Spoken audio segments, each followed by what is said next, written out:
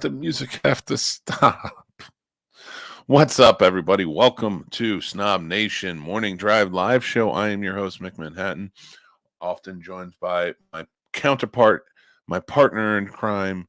It's Mr. Casey the Man Plot. He will be on joining us very shortly. The man has a lot to get done. So let's talk. Let's see who's here. Let's get into it.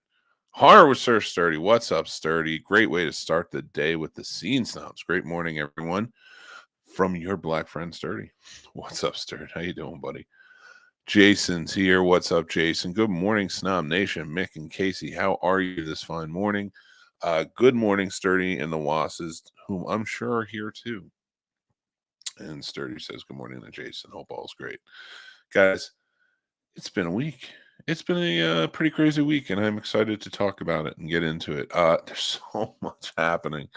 I have to tell you, going through the news and like trying to, normally what we'll do is kind of go through the headlines and then talk about things that are happening. But there's just so much to happen this week that we could not talk about it. I mean, between the FTX celebrity circus going on right now, being interviewed, between Trump collectible trading cards, collectible digital trading cards, mind you, all the craziness that's going on at DC, all the shakeups, everything else in between. There's rumors everywhere. We're going to talk about that and so much more. We also want to go over our Christmas list and, kind of get into it. We only have, honestly, 3 more shows after this for the rest of the year. And that is Geeked Out Live on Sunday at 8:30. Then, of course, the Scene Snobs Podcast at 9 on Tuesdays. And then we will be doing... Oh, no, I'm sorry. Amendment. Geeked Out as a special time, 7 p.m. on Sunday. Because we're also doing another show, The Perfect 10. So we'll be doing that. I think it's 8:30 that starts. But so we're starting in 7 special time. And that will be the last Geeked Out for the year. Of course, the last Scene Snobs Podcast will be next Tuesday at 9. Then we'll be doing this next Friday, the 23rd. So, guys, make sure to join in for all that and more. We appreciate you. All right. Good morning. What's going on, Josh? John? How dare I? I am getting to the point of a little worn down. It's been a hell of a week. It's been crazy around here. I've had 2 sick kids. Not in the same time. Isn't that the worst? You have one kid, he's sick all week long. And you're like, all right, we squeaked by. You didn't catch it. My wife didn't catch it. My other son was fine. Everything was good. And then they go back to school Monday. Then it's the other kid who has to come home. So it's been a week. Plus on top of everything else we do. But I'm not here to complain because it's Friday morning. We're going to have a great time doing it. So let's look at some of the headlines that's going on.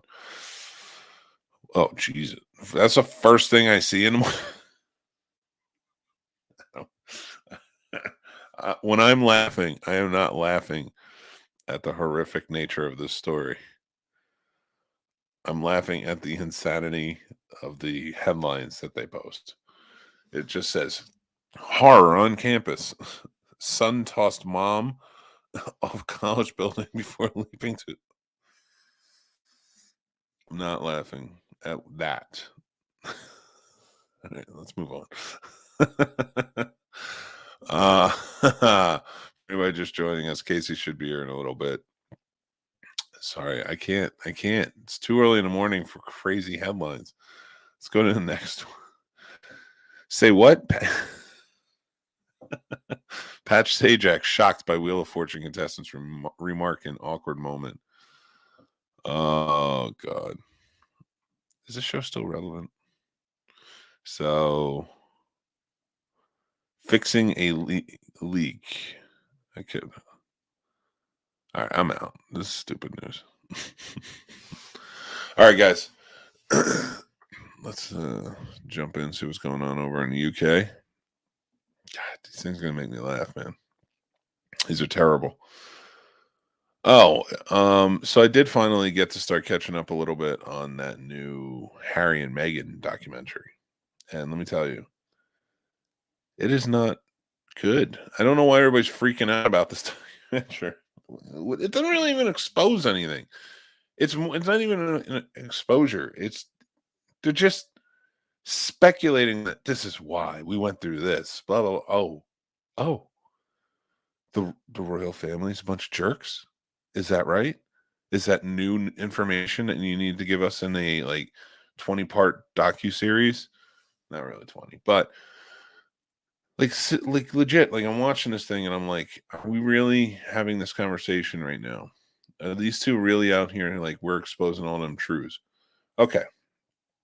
You want to know the quickest way to know that the truth is not salacious or interesting in any way, and that they're not really exposing anything, is besides hearing that there was a documentary that's exposing truth, how many of those truths have you heard anywhere else, outside of anywhere else? What information have you, because if they're truly exposing, everyone would pick up these stories. Everyone would.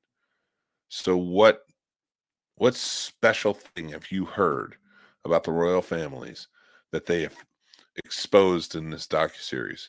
Because when I watched it, nothing much even on the series, and I have heard nothing outside of it.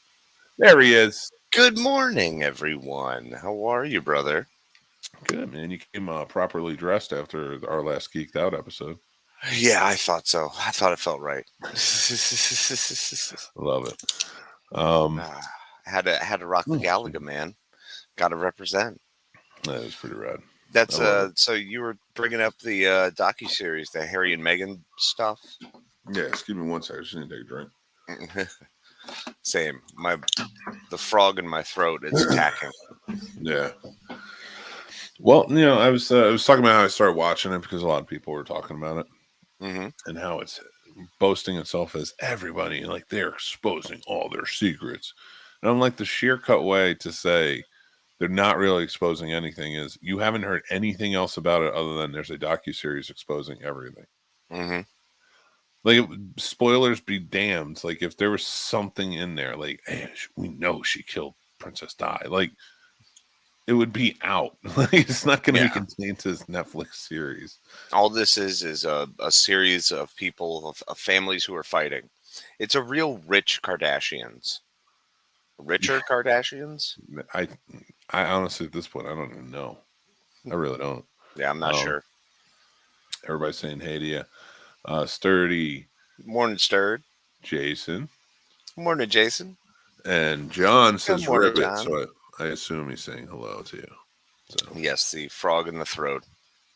So saying morning to that guy. Very fair. So stepping away from the royal family in the UK, I want to talk about the royal family in America. Which one? We have so many. The Trumps. Yes.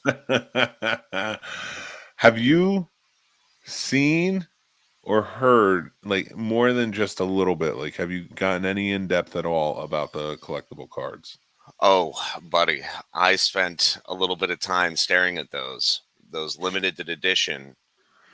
There's only 45,000 of those being put out.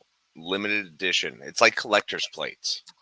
Yeah. It's really important to get those collector's plates. I feel like that's the target, the market target they need to go for. Yep. Yeah, pretty ridiculous, man. And can you believe that some of them sold? I can believe some of them. So here's the thing. I know people who own collector's plates. And there are people and I know people who both own collector's plates based on they collect things, and that was like they call it limited edition, so they buy that up. That was just like one of their things. And I know people who collect like collector's plates to put them out, like they have pictures of John Wayne on them and crap like that. Like it's nuts. But so like all kinds of special limited series and this edition and get the Louis L'Amour version. Like, I know there's people out there who are collecting these things, not even because they support them. No. It's quite possibly because if it does blow up or something does come of it, like we're talking about it now, so it's generating some sort of thing. Mm-hmm.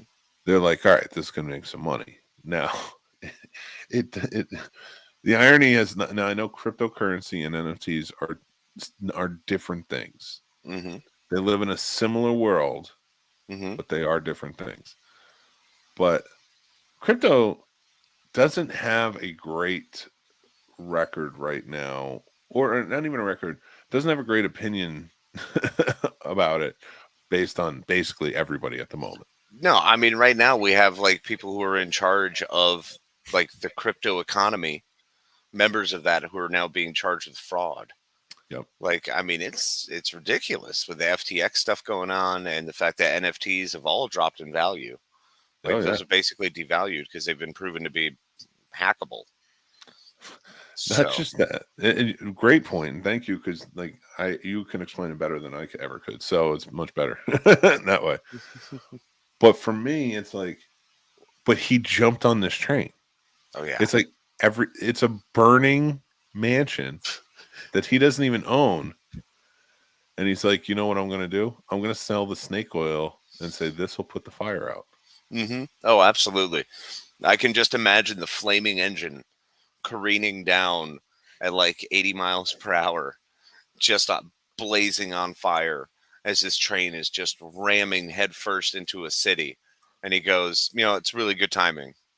Let's go ahead and let's who's that? What train company is that? Let's buy that stock. I like them. They seem to they're going somewhere. They're going places. They got a whole new system. The flaming train. I love it. He should be the Smash in Math and Smash, because this dude literally rolls in. So have you seen the video? Oh, I've seen the video multiple times. All right, I want to dissect this. Oh, please, let's do it. So I'm gonna play it. So here's how we're gonna do it. I'm gonna play it, and then when it gets past a certain part, I'm gonna pause it and take it off, and then we can talk about that part. Okay. All right. All right, everybody. Here's the commercial for Trump collectible cards. Hello, everyone. This is Donald Trump. Hopefully your favorite president of all. I'm going to stop it right there. Oh, we're already. All right. I love it. Hopefully. Because he doesn't even say your favorite president of all time. No. He's legit. Like, there's so many parts in this where it's like there's the sheer arrogance is like, you got to put weights on this dude and like drop him in the middle of the ocean, because that type of arrogance shouldn't survive. It's kaiju level arrogance. Oh yeah, no, he's definitely a member of the Rift. He's kicking off some special energy. And then he does something like this where it's like, hopefully your favorite friend, like it's like almost weirdly endearing at a point. Like, I'm just like, oh, he wants to be my favorite president. He wants to be my favorite. He's putting the effort in. Isn't that awesome? So, but then he doubles down. Let's play a little more, because he actually doesn't just double down; he triples down on this one. All time, better than Lincoln, better than Washington, with an important announcement. Better than Lincoln. So he's invoking two of arguably some of our best presidents, at least the most notable and largest, visages we have in the United States. And decides to promote NFTs on the backs of those names, because that's what the goal is here. It's so ridiculous, man. I can't believe it. He dug his heels right in and said, you know what? I'm going to name the two best presidents out of all of them. Mm-hmm. And then like this dude, I don't even think could say that confidently about Andrew Jackson or Grover Cleveland. Yeah, I'm pretty sure that they are over top of that president. And the fact that this was all predicated by Trump putting out that he had some huge announcement at 3 p.m. Like, he's been going on and on about all these big announcements and everything he's got coming, and big stuff, big news for all of his fans. And this is what he comes out with. Yeah. The man who was president of the United States is now using that. Well, possibly our favorite. I don't know. Let's keep the video going. Let's see what he is doing. Yeah, let's run with this one a bit. to Mick. I'm doing my first official Donald J. Trump NFT collection right here and right now. They're called Trump Digital Trading Cards. These cards feature some of the really incredible artwork pertaining to my life and my career. It's been very exciting. You can collect your Trump digital cards just like a baseball card or other collectibles. Here's one. Thank you for clarifying that one. But Other you can't collectibles. trade it like those because it's digital. Yeah. And when you buy these cards, you sign on and accept that if at any point you are going to sell these cards, you're responsible to give the Trump Foundation or whichever company it's associated with 10% as part of the buyout of your NFT. So no matter what, so if you buy this card for $100, and you have to make $110 before you begin making money, because you owe them $10 if you sell it for. You know what I'm saying? Yeah, of course they put in that little caveat. Yep. One of the best parts. Each card comes with an automatic chance to win amazing prizes like dinner with me. I don't know if that's an amazing prize. But they have an NFT for it. He trashes the prize that's with him. He's scoffing at dinner with him as an amazing prize. He's like, that's the humility that he had. That's a small slither of humility. And the only reason he feels that way is because he's like, I gotta go out and get some Big Macs and some Taco Bell and stuff, for dinner so everybody can eat. Because that's why it's not impressive, because it's the food. He's like, don't worry about the food. It's not that big a deal. Don't be impressed by the food. Dude, what is I don't know if that's an amazing prize, but it's what we have. Or golf. It's what we have, Casey. What we have. It's what we, so all you didn't we have. You're having dinner with these people who win this, and you're still like, it's what we have. So you made no decision on this whatsoever. This guy struggles with even paying his actual staff at his golf courses. Do you think he's going to actually have anyone go out to dinner? Like, the people who are buying these cards, he's like, oh, they're all peons. I don't want to actually interact with them. Like, no, maybe he would want to interact with them if they're peons. The minimum to enter that part, because there's different levels, different things you can do. In order to be entered for the drawing to go have dinner with Donald Trump, you have to spend $4,500. Jesus. All right, let's see what else he has. With you and a group of your friends at one of my beautiful golf courses, and they are beautiful. I'm also doing Zoom calls, a one-on-one meeting, autographing memorabilia, and so much more. We're doing a lot. My official Trump digital trading cards are $99, which doesn't sound like very much for what you're getting. Buy one and you will join a very exclusive community. Oh, those are not my community. Pictures. And I think it's something you're going to like, and you're going to like it a lot. They also make perfect gifts. So you can buy them with your credit card or crypto. All you need is an email address. All you need is an email address. Yes, one of those electronic mail addresses. That is absolutely the way to handle it. All you need is an email address and some stamps, and you too can get Trump digital trading cards at P.O. Box 146 in South Dakota. Jesus. Please send your personal money orders to Butte, Montana. And you could have dinner with me. I don't know if it's a prize, but whatever. I don't know if you think it's a prize. I don't think it's a prize. I'll probably not wind up doing it because I'm very important. I have other things to do. I don't have time to be going around and playing golf with all you people who have bought all my collectible cards. We posed this at just the right time. Look at that face. Oh, my God. TrumpCards.com. And buy your Trump digital trading cards right now before they are all gone, and they will be gone. This is my first official Trump trading card NFT collection, and you get a chance to meet me. Go to TrumpCards.com right now. And remember, Christmas is coming, and this makes a great Christmas gift. No purchase necessary. Why does he look miserable in that? If anyone gets these, right now, and remember, it's the same face Christmas is coming, and this makes. Why does he look miserable in this picture? he looks so pissed in the Santa Claus one, and it's so uncomfortable. Oh my gosh! And look at it, it's just, are those just buckets with white sticks in them?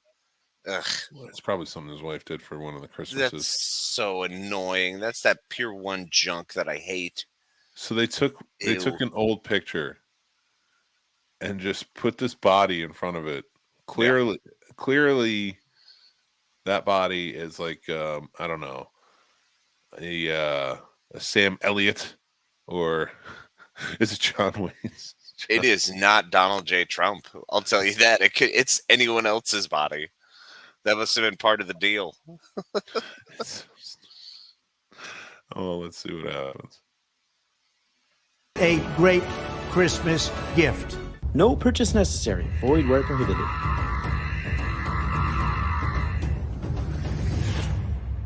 What is he eye beaming like he's Homelander? What is that? What He wants to be a Homelander. He's clearly in New York City in front of Trump Tower. What is the eye laser? People? There could be, like, rats. Lots of rats I've heard recently. Been a bigger problem. Oh my God. They're in his building. You better turn around. Absolutely. Let's see what everybody's saying. It's brilliant timing to launch an NFT on the heels of the FTX scandal. I mean, it has to be some truly fifth dimension checkers that we just don't understand. There's got to be something else there, John. Like, there's got to be some. But he's also a grifter, has been a grifter. I mean, he was given $226 million in small loans last year, and he's only committed $15 billion to an actual PAC. Like, everything else is his. He just kept it. Yeah. And the Republicans are pissed because they're like, well, we need some of that. That's supposed to be money for everybody. And he's like, nope, it's mine. But that's did a the terrible problem. job. I mean, what do you expect? That's who you put your lot behind. Yeah. Morons. When you talk about him being a really good businessman, well, so were snake oil salesmen. Yeah. That's why we mention them. You could be a great salesman and not sell anything. Let's put it this way. He had a dinner for an entire football team, and he didn't even serve Trump steaks. So. Yeah. His own brand of steak, and he was like, no, I don't want any of that. Have you seen the Trump University football team this year? Got a real shot. Got a real shot, just saying. A lot of what he does, John, isn't meant to be understood. I don't think that's true. I think he thinks you should understand him. You're just stupid. Yeah, we're all the dumb ones. Yep. Yeah. What's going on, Diggs? What's up, Diggs? That freeze frame sums it up. Yeah, he's an asshole mouth. Ooh. I can't even get that small. He looks like a supervillain in the dinner picture. Because he looks like he's going to eat those people. Like, he looks like that's going to end poorly. At any point, I could possibly just turn around and devour you, so that way I have enough energy to keep going forward, because you only have a certain amount. Only a certain amount.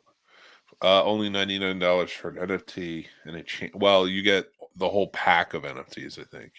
Yes. And a sweepstake card. So, like, it's not, and I can't believe I'm defending this because I don't think that's a price anybody should pay. But you do get, like, all of the trading cards in that $99. So it's not just NFTs. It's so stupid.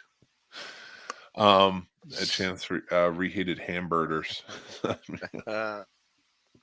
John, some reheated McDonald's. Nothing sounds better. Everything sounds better than that right now. Wait, 4,500. That's a concert.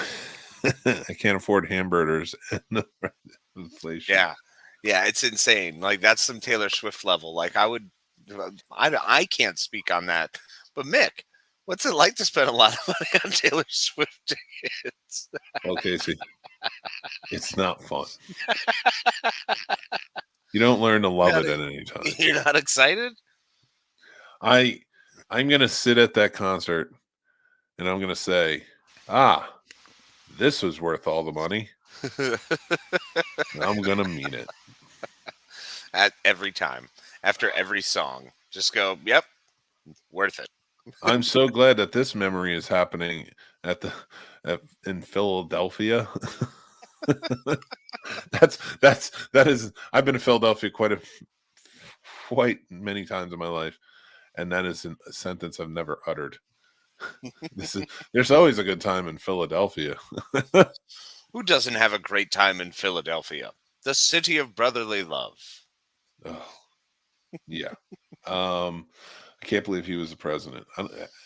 Honestly, nobody can at this point, because the fact that he made that huge announcement, like, drastically, like, tore him down. Yeah, it was great. I was digging through the subreddits over there on the Reddit, also known as News Factory.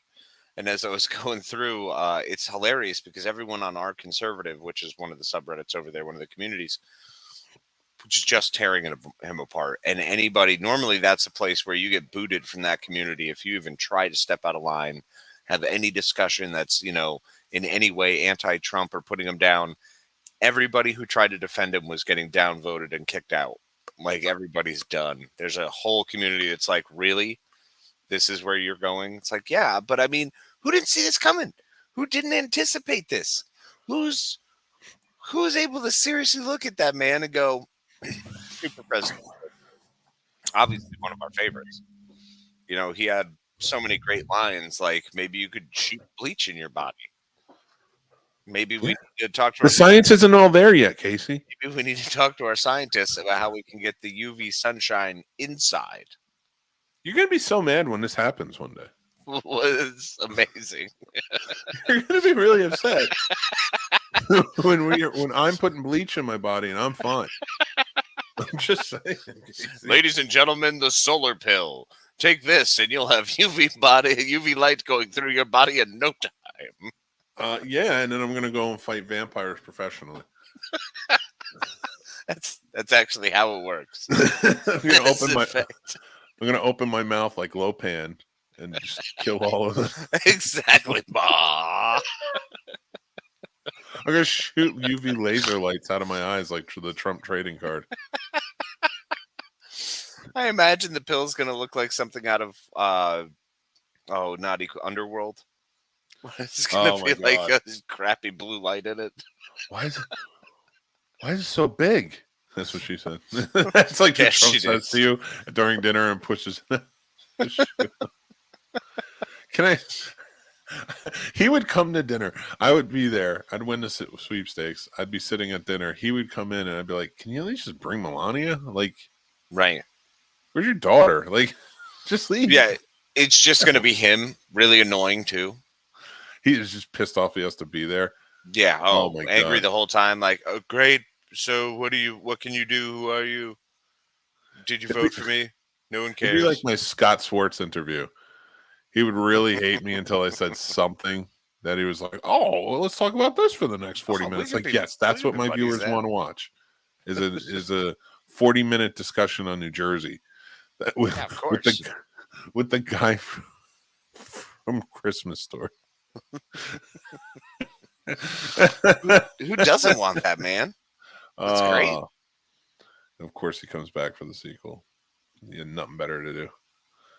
That guy hated me so much. We all know Mick is going to come back in a concert with a Meredith hoodie. Like, I don't even understand that reference. I don't know who Meredith is. It's all right. You'll be a Swiftie by the end of the night.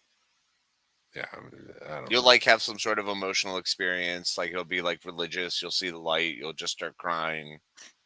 You'll be like, I don't know what happened, but she got halfway through Blank Space and the crowd opened up and it was just me and Taylor having a moment. Like, I promise it's there.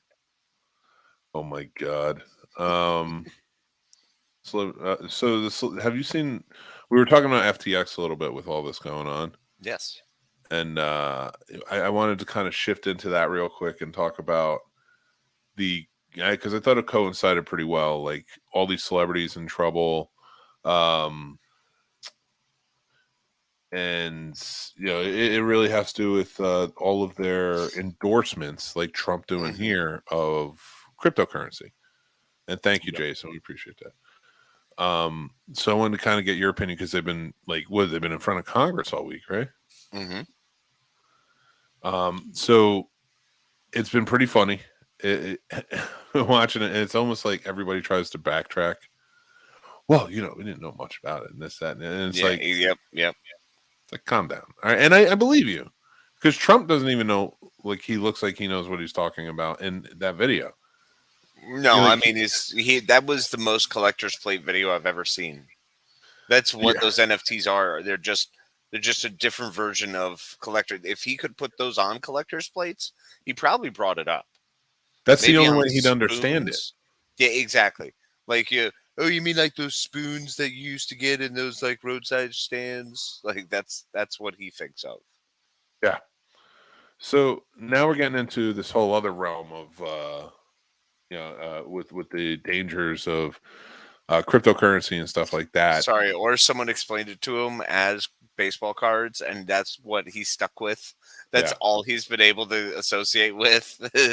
They've had to name him that because they filmed this, and he just called them that, and that was it. Yep, in that video, he 100% went like baseball cards or other collectibles, because someone has said to him verbatim, sir, NFTs are like baseball cards or other collectibles. And that was that's how it lives now. And that's just where it is. That's where we have to live with it. From our supposed to be, and hopefully our favorite president.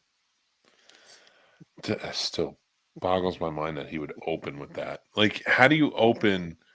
How do you do it? How do you do it? My brain is so... Allow me to show you. Good morning, America. How are you doing? This is a hello from one of, hopefully, your favorite hosts from one of your favorite podcasts across the United States. Up there with Mark Maron, maybe Joe Rogan. No, you did it wrong. Better than. Better than Joe Rogan. Better than Howard Stern. Way better than everyone. Yep, above and beyond. Obviously, a number one, pie in the sky. I'm your guy. Better than Jeff Dwoski. Whoever that Jeff is funny guy is, he's not my kind of brand. We love you, Jeff. Of course we love Jeff. Making fun of this Cheeto monster.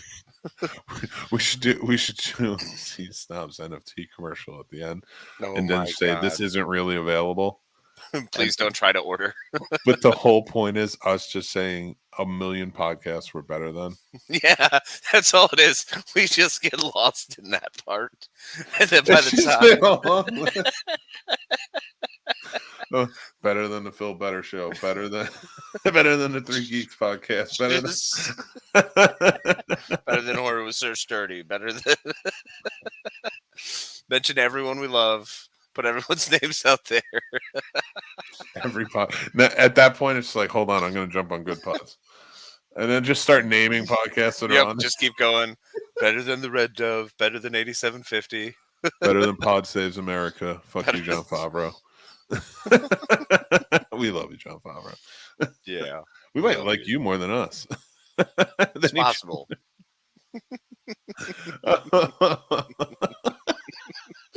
That'll be great, because we'll just go through. I just want awesome poses, all right? You and I need to Photoshop and play around in there for a while and create our own NFTs. I did last night. You didn't see your post? Oh my God, no! I made a huge announcement. So I don't know if you can tell, but I've been very busy. I'm still at work. It has been a very busy week, and I am not done yet. So you're not caught up on everything. I understand. I do. But I did. I made the hugest announcement last night. Huge. Scene Snobs NFTs are now available. See, I love it. That's perfect. How could you not love that? Now you just need to have some kind of like laser beam shooting out of one of our eyes. Dude, I made this so fast. Let's get like 40 of them together. You know what? Let's talk to our product team and see what they can do about sourcing.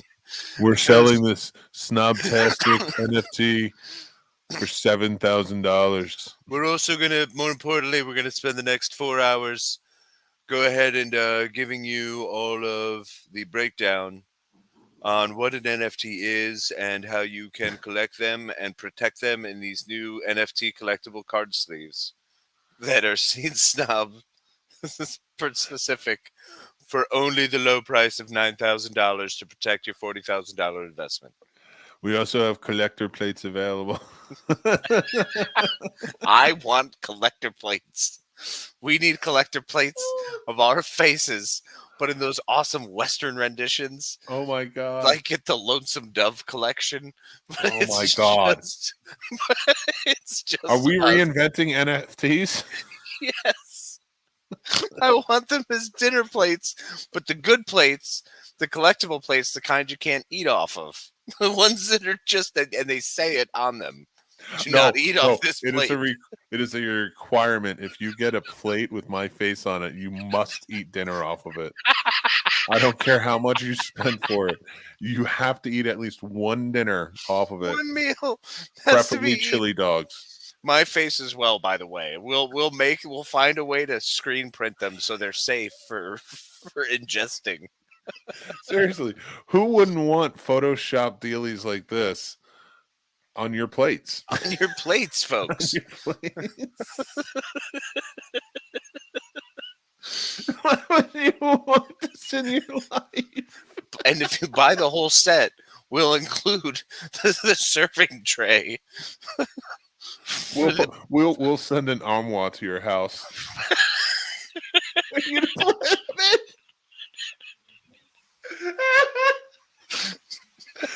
for just the price of shipping and handling. We're getting it from a thrift stop. You'll have to pick it up on a street corner. We don't actually deliver to your home. You better display them.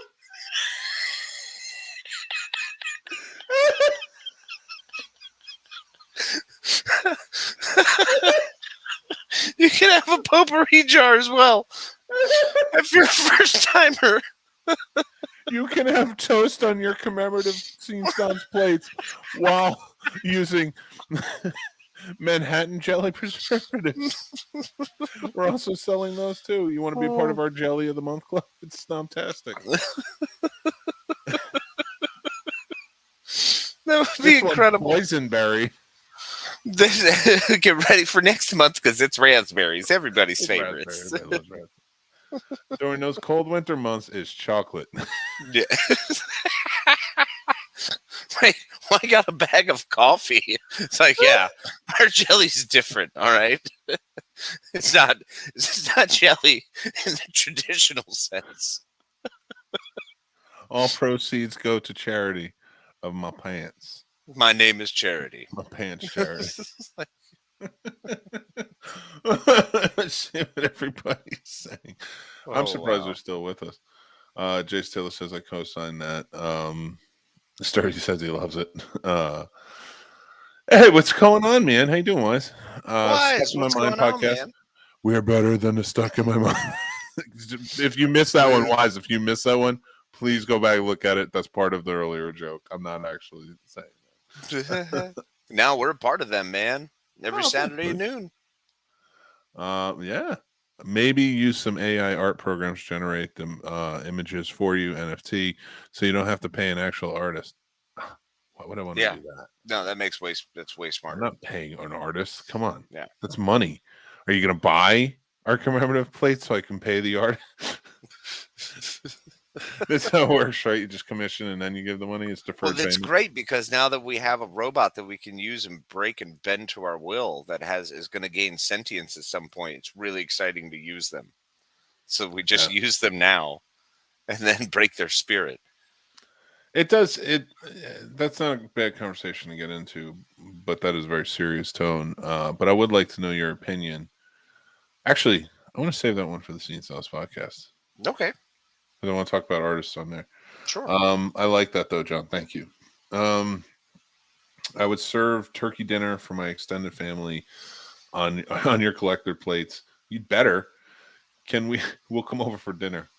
It's kind of a good prize. I don't know if it's a great prize, but I don't know if you like it or not, but we're just going to show up to your house. I wouldn't call it an amazing prize, but we'll have dinner with you. We'll never tell you when. We'll just appear one day at the address you've applied for shipping. Just appear.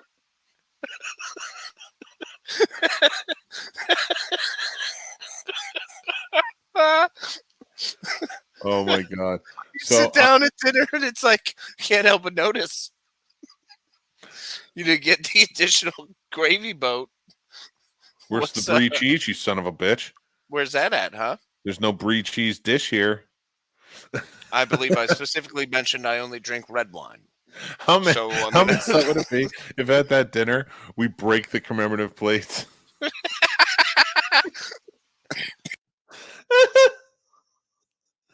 Oh god, I love it. Oh my god. So can we get coordinated in drinkware and utensils? Well, we have drinkware that exists. You got to go to snobsmerch.com. If you check out there, you can get stuff. Yeah, that's right. And you are a Patreon, so use promo code snobs for 10% off. Oh, yeah. So guys, you know what we should do? We should make utensils, but put MM on them, and they don't know whether it's Mick Manhattan or the Madman. Ooh, I like it. Or Mother's So it's the Milk. same thing, but they have to buy two. You have to get two of these. This one's for Casey. Seriously. Yeah, can't you tell? There's a big difference here. I think we broke Sturdy. He's just laughing too hard now. He's rolling over, and he freaking loves it. So the celebrities have been really catching their ass lately. Like they've been really showed their ass lately. One of the funny things was watching those. I don't know, what are they, interviews? Because they're not really a trial or anything with FTX. It's just kind of like they're going before a committee. Yeah, kind of. And I guess talking about like what they have to do with FTX. What they did, what their responsibilities were, how they shoveled the money, where the money went, how the money was moved. So, I mean, they even had a group chat called Wire Fraud between Sam Friedman and everyone else. It's like, man, you guys are geniuses. Yeah. That's really smart. I hope to have that one day. So let me ask this then. At what point do we have to say, like, is the celebrity off the hook? Because celebrities take endorsements all the time. Oh, you're talking about as far as the endorsement side. Well, we're talking about it. I want to get into that portion of it too, Okay. but I want to start from the beginning. Like, do you think it's bad to take, like, when you hear FTX or whatever, and it's the biggest crypto at the moment, and we're going back a little ways, but producing the Super Bowl commercial, stuff like that. At what point do you turn around and you're like, okay, it was only a celebrity taking a job, for a good amount of money versus, should they believe in the products they're selling? Well, what's the responsibility of someone in that situation where they, because you can't, if you sell a car, if you endorse a car and the car winds up having a recall, right? You in no way were responsible for the manufacturing or any of that, but because you told somebody to go buy that product, you're still technically working for that company. Mm-hmm. So you do have some level of responsibility, but I don't think it's such that you should have to be like, I mean, the court of public opinion nowadays is going to drag you over the coals and get you good enough anyway. Yeah, that's true. I don't think how can you be held liable and responsible for that? I mean, how many people right now are influencers on social media who are talking about, I don't use products that have been, tested on animals. And yet now they're like, but buy this dog shampoo. It's like, Let's test this one on animals. Or your Yeah. own. Yeah. Now you try. Yeah, you know what? It's a great point. Part of me wants to say, because like when we pick sponsors with us, like legit, like I try it out myself and we look over everything because we don't want to sell anything that we're not going to believe in. Yeah, you give me all the bad ones to try, like the Thigh Master 3000. Man, that one sucked. I was really hoping that I was going to have something better to show for it at this point, but it did not work the way intended. It's a very niche. Everything we get for Casey to test out is very niche, like bomb squad outfits. Here's why did I have to do what the little oh, it was going to be funny if I said it faster. The self acupuncture kit. That's not a great time. No, you're back, Casey. You're back. How am I supposed to do this by myself? Just get it. You're the one who has to try these, all right? Yeah, it's like some weird Brookstone massaging chair, but it's been known to light on fire. So it's like, here, Casey, you try this one. You're getting this one. Here, put on this jumpsuit. Thanks. Is this flame retardant? No. Or the new haptic feedback suits. It's a Spirit Halloween Ghostbusters outfit. Yes, I love Burns it. faster.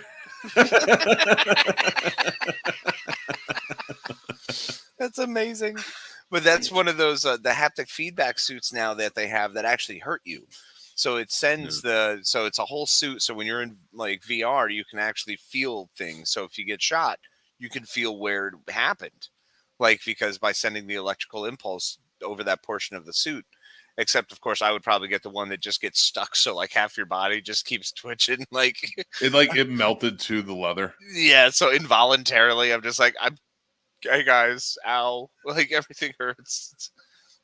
So I'll wind up with some sort of disease or like Tourette's, a disorder or something from doing this, from all these products. You're like laying on your back with your burnt back exposed. And it's like, all right, we got to keep them. We got to keep them safe. We got to keep everything sterile. And I like sneak in some dirt from outside. I just throw it on your back, and I'm like, aha, I got you again. You've been had. You've been Manhattaned. Do you understand?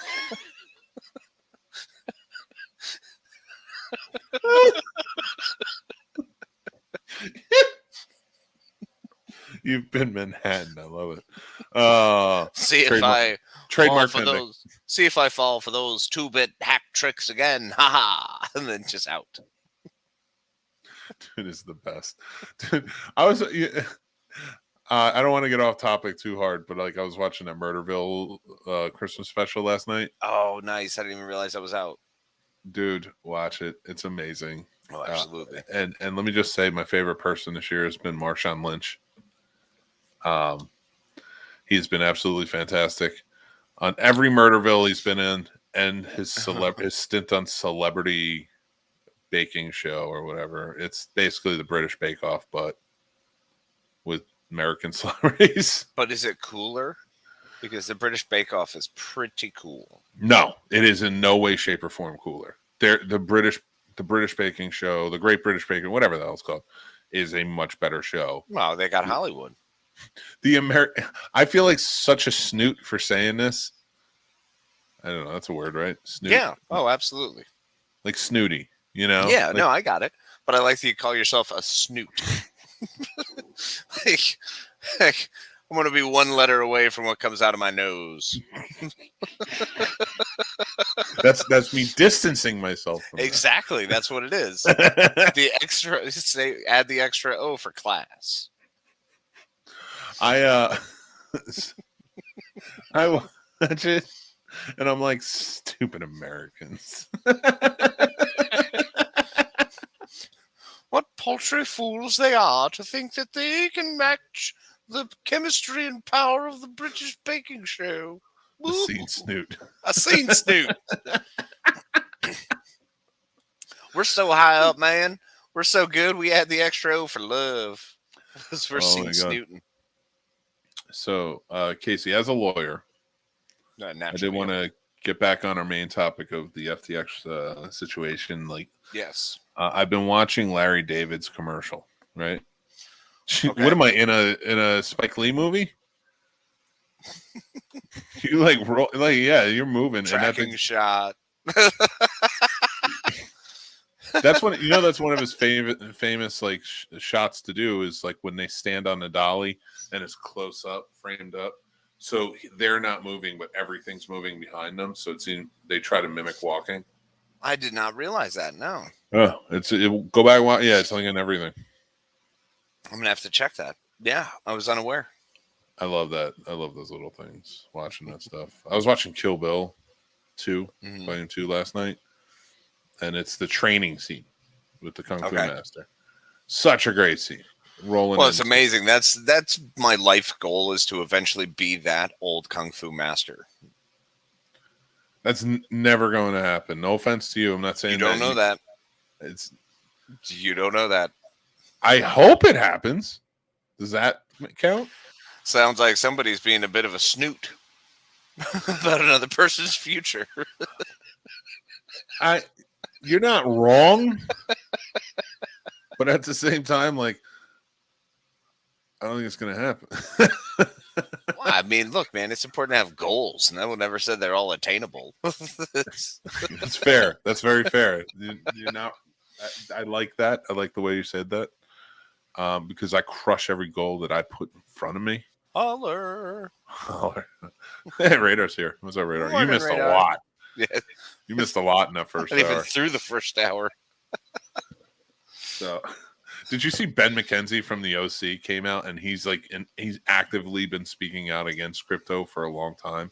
Has he really? So they brought him in as this almost like a celebrity endorsement to be against crypto. Hey, you're the guy who got it right. Come on in now. After the fact. Yeah. Well, at what point, like, you know how when Ashton Kutcher showed up in front of Congress or whatever, the Senate, and he was like railing against human trafficking, and like you were like, I had no idea, like, he has a foundation and he's trying to stop this. Like, Yeah, it's Thorne, huge. he's amazing. Like, at what point are you a celebrity and you're like, okay, what level of Senate hearing can I go to? What can I, like, Ashton Kutcher is helping stop human trafficking.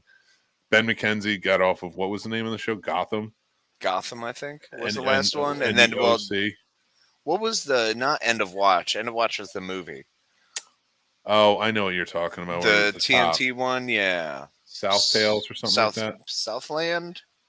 Maybe. I can't remember. Yeah, I think it is Southland, because there's Southland Tales, which was the movie, which is the Richard Kelly movie. Yeah, with The Rock and Sean William Scott. It was great. I really like that one.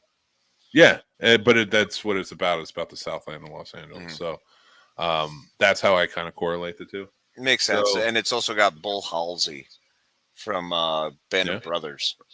I love that guy. A lot of people in that one. Yeah. So at what point is the level of celebrity like, all right, here's what I'm going to do. This is what I can rally against. Nobody else is rallying against crypto. It's me. I'm going to rally against crypto.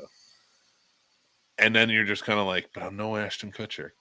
I mean, what would we want to go up in front of Congress for? It's got to be absurd. It's got to be something ridiculous. Like if someone gets upset that they don't want to sell the Civet coffee anymore, the coffee that's pooped through the little. we should rally against the Senate and Congress themselves. Term limits. That's our thing. We're just going to go in and argue term limits. Well, we've brought in some local professionals, some celebrities who really understand something about needing term limits. They all have like a. Yeah, we had to stop doing 12-hour shows. We'll explain to you why.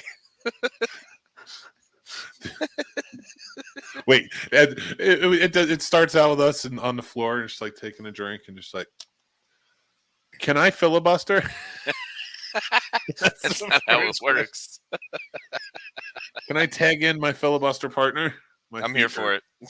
Oh my God. Casey, you sit until I tag you in. We just keep tagging each other in for hours. And every time you tag us in, we never know what we're going to come up with. As soon as like I'm tagged out, I go to sleep. Then when I wake up, you tag me in. And we just keep talking? Just keep going back and forth. It's the weirdest road trip thing. But we got to make sure we have a bunch of bags of Funyuns and like some Snickers bars and some energy drinks. Just loaded up. Just got to be real gross. Whatever road trip junk you would have. Some pork rinds, some crackling. Here's a cause. Next time a government shutdown, Congress is the first to not get paid. Yeah, it's true. My wife works for the government, so I get it. Yeah, it'd be neat if it, like that actually worked. But radar, there's no equality. They don't have to be held to a standard. No. They just do whatever they want. That's why we need term limits. You're not wrong. Can't argue that. Unless you have to, and we have to go argue in front of Congress. Then you can argue it. So you want to hear something else that's crazy going on right now? Yeah, what's up? Is there like a new migration of birds we didn't know about? I wish it was that. I wish that's what I had to tell you right now. I wish to God that if there was any information I can give you right now, it's that compared to what I'm about to say. So okay, we're in the same boat. That's good to know. So captain of industry when it comes to freedom of speech, Elon Musk.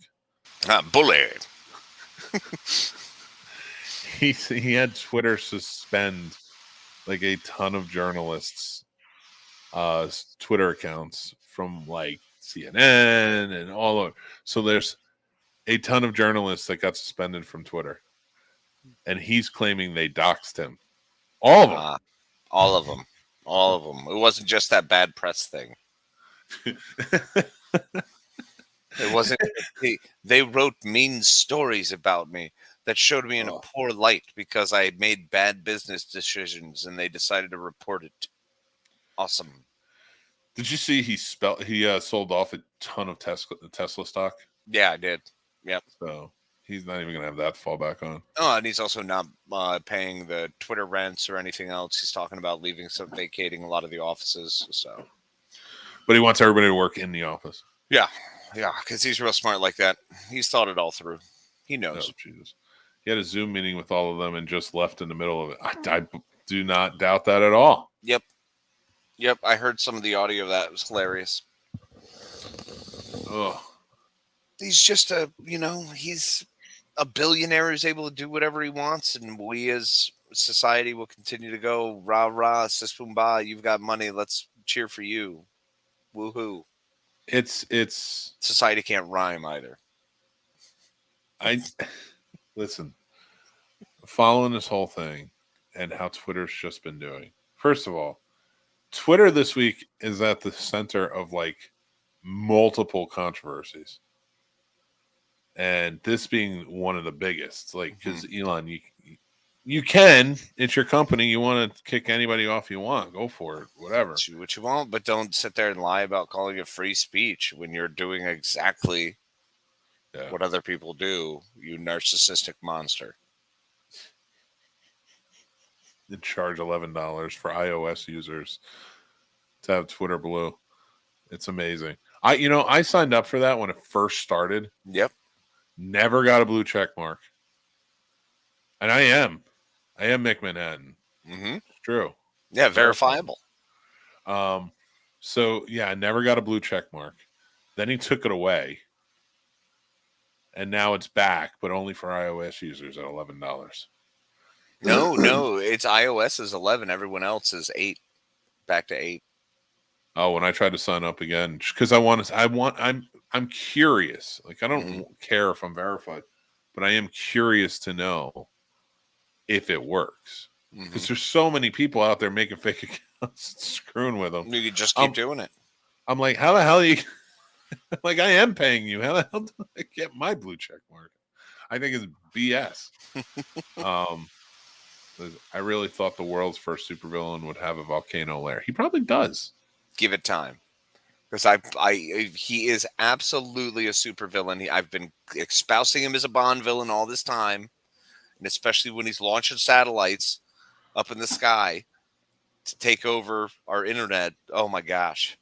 Y'all, this is terrifying. Like, he's definitely going to take over and become some sort of weird I don't know where he's going to live. Where do we think he's going to live? Is it going to be a volcano lair? It's going to have to be, because that's where Twitter officers are going to have to be after everybody kicks him out. And is it going to be on a private island like a cool volcano, or is it going to be a crappy volcano like on a mountain? Let's hope it's one of the volcanoes that are active right now. Yeah, like right in the caldera. Fly your jet right on in. Yeah. The lair's ready. Mr. Musk, this is still a very thin, active crust layer. No, but what you don't understand is that I've got all these ideas, and if you just work towards it together, I've got the team for it. You don't have to worry about it. I just want to buy it. It's okay, Mr. Musk. I think Wise is being sarcastic, but this might be true. Yeah, he could actually do it. And what a great place to put offices. Because I've been waiting to go to the moon for a long time. Would you rally to get a job Yes. on the moon? 100%. That is, without even question, I would absolutely be one of those idiots who goes into like $18 million in debt and just spends his entire life trying to work out of said debt to be working on the moon. So you'd be like a miner on the moon and Oh, such. of course. Oh, yeah. Any job, anything to get. If they were like, Casey, we need someone to perform proctology exams, I'd be like, I'm not a doctor, but I'll give it my best shot. Jesus Christ. You're one of those guys who, like, if they just open up the door and were like, hey, we're going to Mars, asshole, get in, you would go. Absolutely. 100%. Anybody's like, let's roll, man. I'm like, okay. It's like 372 days later, and I'm still hosting this by myself. And like everybody's in the comments like, dude, just let it go. He's not coming back from Mars. Like, he's going to be back. And when he's back, we're going to have a reunion tour all over. We'll have a reunion transmission. But the delay's so long that the bounce signal is one of us will say something and then the other one just waits 15 minutes. We get a transmission, and it's from you flying away in a spacesuit. And like Elon's got your phone, and he's like, aha, idiot. And I'm just like, oh, he didn't even make it to be a miner on Mars. Oh, that's sad. I want to be a miner on Mars. I want you to. Yeah. That's why you need to stay on Earth and just train in Kung Fu. Make up your mind about your life goals, Casey, so you don't die. You need to have them all. If you don't open yourself up to having every life goal, you'll never achieve any life goal. I don't necessarily think that's how it works. It's science. I'm like thinking about what you just said, and I'm like, wait a second. You can have one goal. That's fine. Nope. Just have them all, man. Why? You gotta have them limit all. yourself to one. They're like Pringles, bro. Once you pop, you can't stop. You just gotta keep tearing through them. Casey's philosophy on goals is basically Ash Ketchum's philosophy on Pokemon. It's so true. Just catch them all. Why stop? Why limit yourself? Stick. One's gonna work. Why become the master of one trade when you can become a jack of all? Yeah, I'm just gonna journeyman the crap out of all this stuff. I figure I got enough time. I can spend 3 years in every specialty, and I'll eventually goal myself out. Jason Taylor, why not work on the moon? First answer, air. What about it? It doesn't exist there. Right, that's why you wear a suit. It's way cooler. Just running around in an orange suit like the doctor that you bought offline. Exactly. And they're like, that's not a real spacesuit. Like, it is for me. A sonic screwdriver. You don't know that yet as soon as you open the door. Dude, Casey would be henchman. Absolutely. But being henchman number one means I'm the henchman who works like the counter. You look like you're gonna look like William Fichtner from Armageddon. You're just gonna be carrying a gun around. It's like, what are you doing? Why do you have a gun in space? Why do you have a gun in space? I love the idea of Mars broadcast. As soon as the connection comes in, Casey gets hit by a Mars rover. Yes. As soon as it's in, I can go. It's me controlling it from Houston.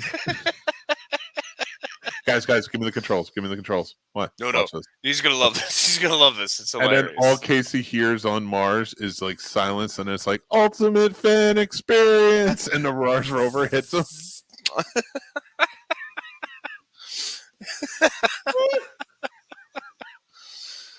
You're welcome for that, Paul. See, the funny thing is, like, obviously it wouldn't be hitting me hard enough to launch me into space, but it would be the little tap there that would actually create a tear in my suit. That would be the thing that actually kills And me. you're like in the Martian when he cuts the hole and he's controlling like Iron Man. That's gonna be you, and you're just gonna be like, I'm going to space, But flipping over, tumbling because it's my leg, so I have no control over it. Oh, Casey, come in. We're not done with the show yet. The broadcast is still on. I'm dying, you asshole. I can't keep doing this, but it takes 40 minutes for me to say that.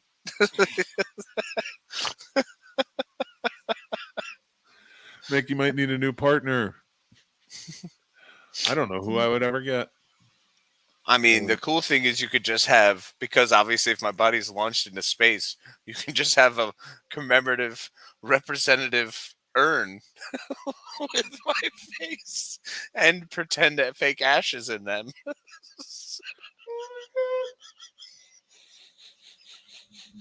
We can market that. I'm gonna have everybody at NASA ash into the urn.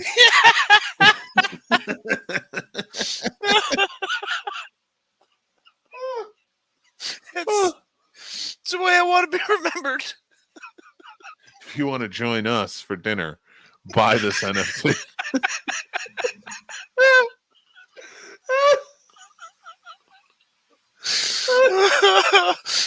That's terrible. Oh, We're just pull out cloned Casey, whatever we're up to. I'll true. become There a are a lot. sleeve, bro. I will become a sleeve for everything. Like, just use me as the sleeve template. This is Anthony Mackie Casey. This is my new partner. We can only get season 2, not season 1. Yeah, so you don't get Joel Kinnaman, Casey. He's busy. A little busy at the moment. Not Anthony Mackie who's playing Captain America. No. Joel Kinnaman's actually busy, not acting. He's on the moon right now. He's actually got a job, so it's different. He took a job. He's playing Casey in the Casey plot story, Lost in Space, Which is by Elon Musk. and Tom Cruise, because Tom Cruise wants to do a movie in space. Well, of course, yeah. Well, Tom Cruise is not going to play me, but he's going to be in the movie of my life. Tom Cruise is playing me in Mission Control. Yes. And he's looking all Tom Cruise, like super sexy and fit, but he's got like this hat on, and he's just like, we have to bring him down. And it's like, but he's in Mars. How do we do that? Get Elon on the phone. And then it's a quick cut to another scene where he's, do you really think we're not going to be able to rescue my friend? Do you think that? He turns around and he's like, get me the Guardians of the Galaxy. Oh, God. It just becomes this whole thing. And then all of a sudden, Ben Stiller's on it as Tug. Tug Speedman is coming in with Matthew McConaughey. This is Tropic Thunder 2.5. That's 2.5. There you go. We got to save you. Oh, my God. Save man. Casey. That's so funny. So, speaking of celebrities, there's a lot coming out with DC right now. Yeah, man. There's some weird stuff coming out of DC right now. I know you don't like DC. I know you have not been invested in years. Mm-hmm. But I beg you, as we take this stroll down whatever the fuck happened in DC this week, join me, will you? I need to know your opinions. yeah, I think we can do that. Radar says it's just going to be a scene in some random place where Tom Cruise looks at Casey and says, how the hell did you get in here? Yes. Oh my God, that's exactly what I need. I think Sturdy would watch our movie. 4 movies to not care about next year. That's what I heard. DC. That's true. So DC has had a banner week in a lot of ways, especially James Gunn himself. James Gunn went from, thank God he's going to save DC, to how dare he make these changes, to we need to replace James Gunn at all costs. Yeah. Like, it's just, but there's, and come on, leave the guy alone. Well, okay, so quick rundown. Leave the guy alone. We're going to talk about him now. We're going to talk about him now. It's not a dumpster fire because of him. No, it is not. I'm not saying he's not helping right now, but it's not a dumpster fire because of him.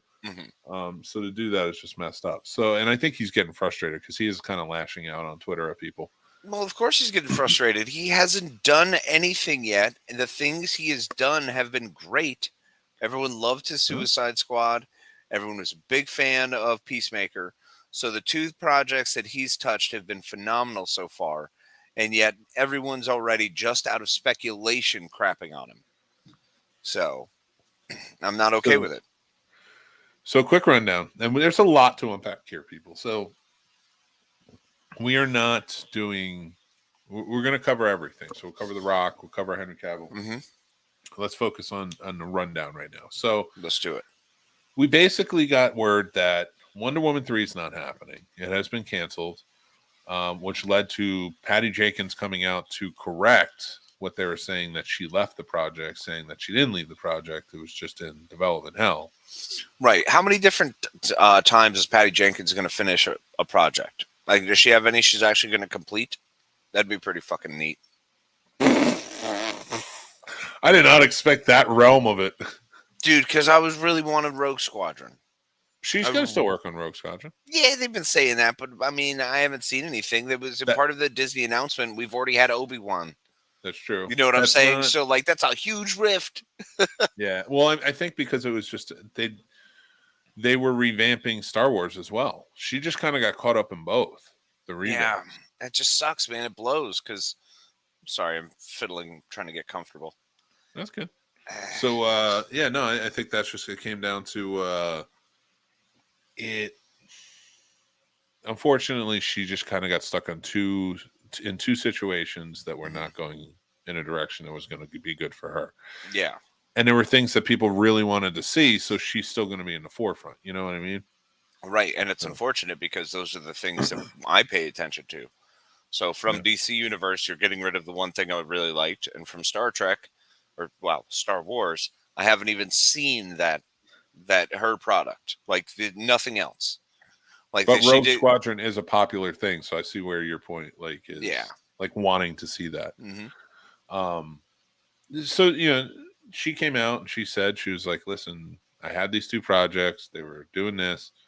You can read the whole thing online, guys. I don't want to paraphrase, but really it's become so messy that she had to come out and sort of defend herself to say, like, I didn't leave Wonder Woman 3. This thing has been insane. In fact, I left Rogue Squadron because I thought it was only fair to start working on Wonder Woman 3 because of contracts, stuff like that.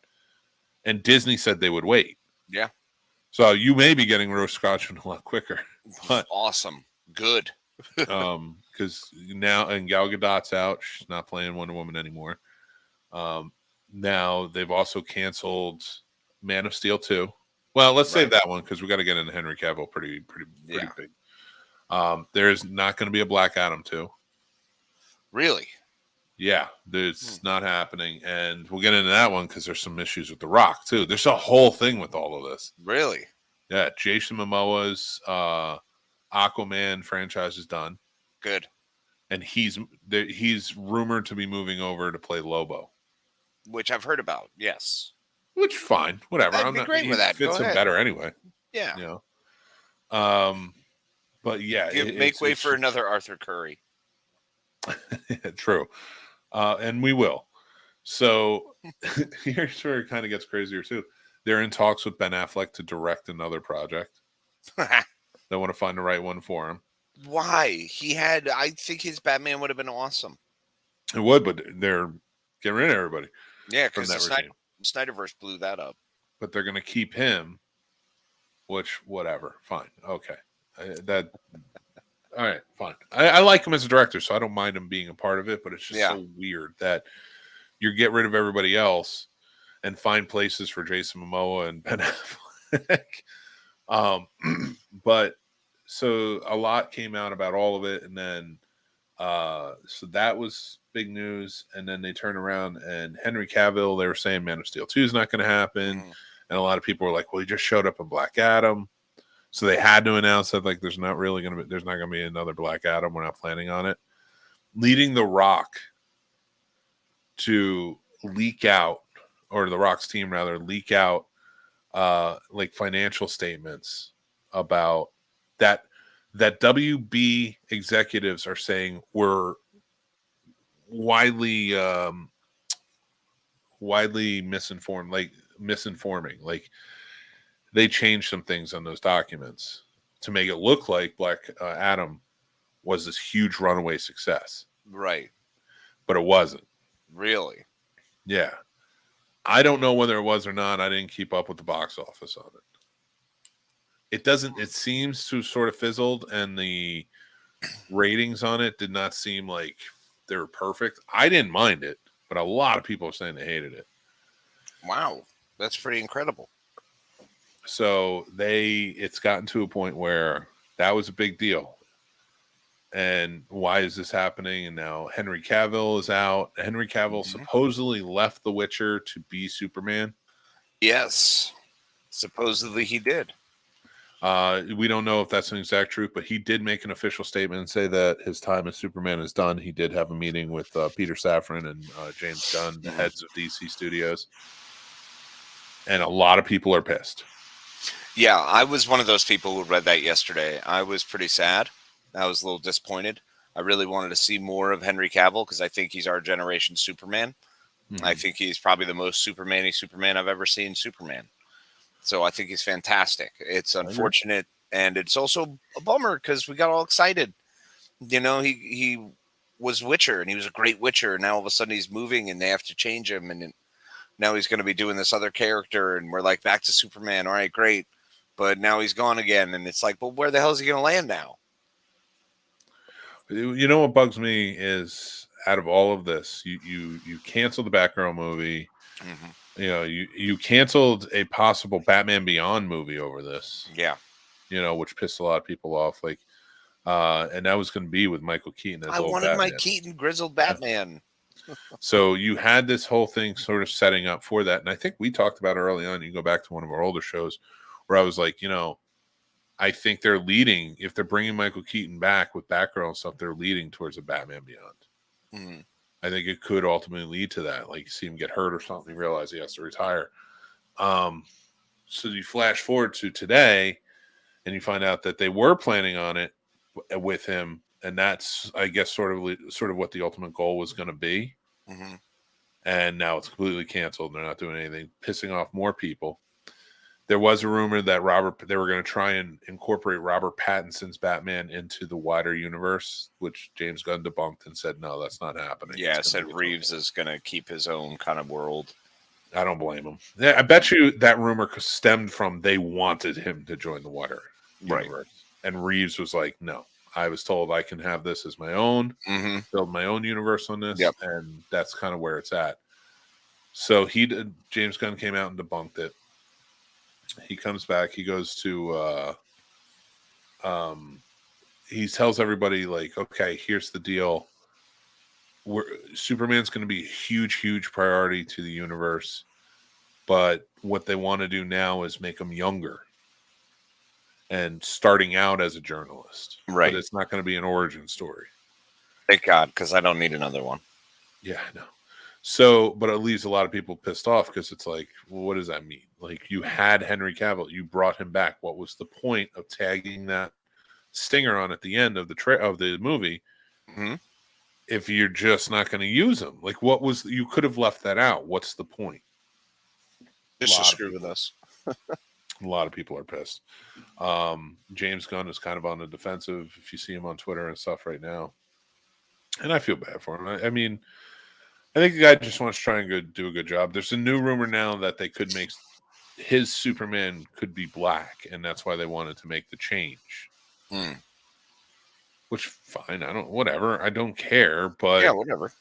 Because regardless, I don't care what color Superman is or anything like that. They're going to be bad. I'm sorry. With everything happening, all of these movies are going to be bad. Because you don't, I see them trying to make themselves the new Kevin Feige, but they don't realize, like, Kevin Feige stepping in and having this, like, I mean, the dude worked on the Spider-Man movies, like, just as like a side guy. Like, he wasn't like the big producer.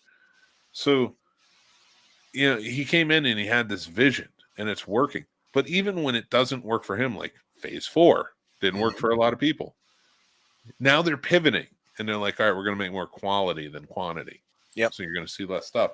And I love that. But they're jumping right in from the beginning with quantity and trying to revamp everything. So, and I get that. I completely understand why they need to put their own stamp on it and they need to have their own tale told.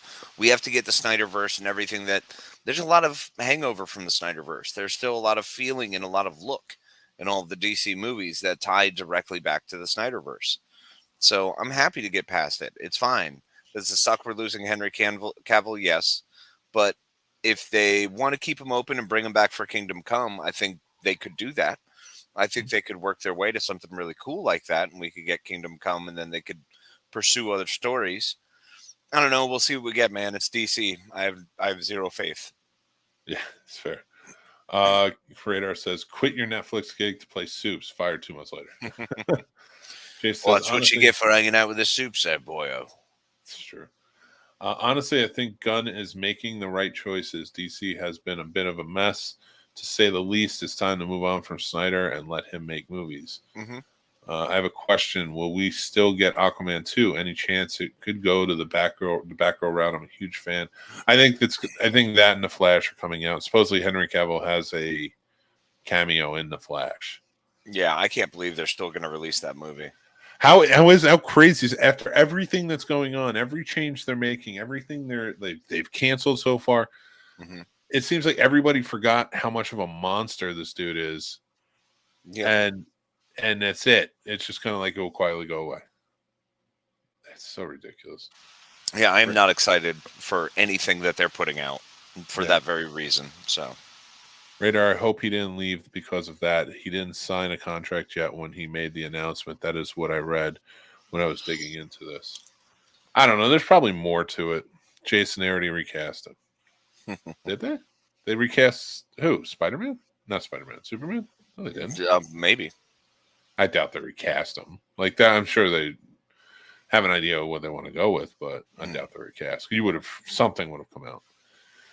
I know, but why would he leave without having? I love when they have conversations. You leave without having the contract for Man of Steel 2. I may be incorrect, but it's pay or play. They might have paid him. I mean, like, here, we're gonna pay you for this. I would have loved to see more Cavill. It's hard to see him go. But it makes sense. I want Michael Keaton back, but it seems that is diminishing. Yeah, I don't think we're ever going to get our Keaton brother. Yeah, no, that's it. I mean, you may see him in The Flash, but that's it. Yeah, Black Adam needs $600 million to break. It's only hit 390, so it's a flop. Which is so funny. And before I get into the Rock stuff and all this, it's so funny to me that they hitched their wagon to the Rock, man. He's gonna save DC. They went hard. It's gonna be the biggest thing. They kept pushing that movie back. You forget it's been like 8 years since they announced that. It's been a long time. Oh, I don't forget. I was excited for it all that time ago. You know, I mean, Shazam came out 6 years ago now. I think it was 2018. Yeah, so about 4, maybe 6. I don't know. I have to look. I saw that. That's crazy. I haven't seen Black Adam yet. No interest, really. Because it's DC. Yeah. And it's shot in that same style. It's shot like a 300 movie, a la Zack Snyder. Yeah. There's a different regime, and The Rock was pushing for Henry Cavill, Michael B. Jordan, Superman. Sweet. He doesn't, but why? He doesn't need to be. I mean, I love Michael B. Jordan, so I don't care. He can step into anything, and I'm fine with it. Yeah. But, like, this dude is now directing on his own. He's got a lot going for him. Like, I think all right. I'm not putting superhero movies down. But like, and he's already got his Marvel character. He had like the big Mhm. Marvel character. So I Yep. feel like if you're gonna be, I feel like there's a point where you step above in the world of being an actor in a big Hollywood films where you step above all of this stuff. Like the popcorn Mhm. stuff is fine, but like I feel like he's stepping above it. Like he's gonna just start being like Tom Hanks soon. I don't need Yeah, Marvel probably. money. I'm gonna be like a great actor who just can pick and choose his own roles as he goes. But yeah, I just I don't know. That's the way I see it. I don't see him needing Superman, if that makes sense.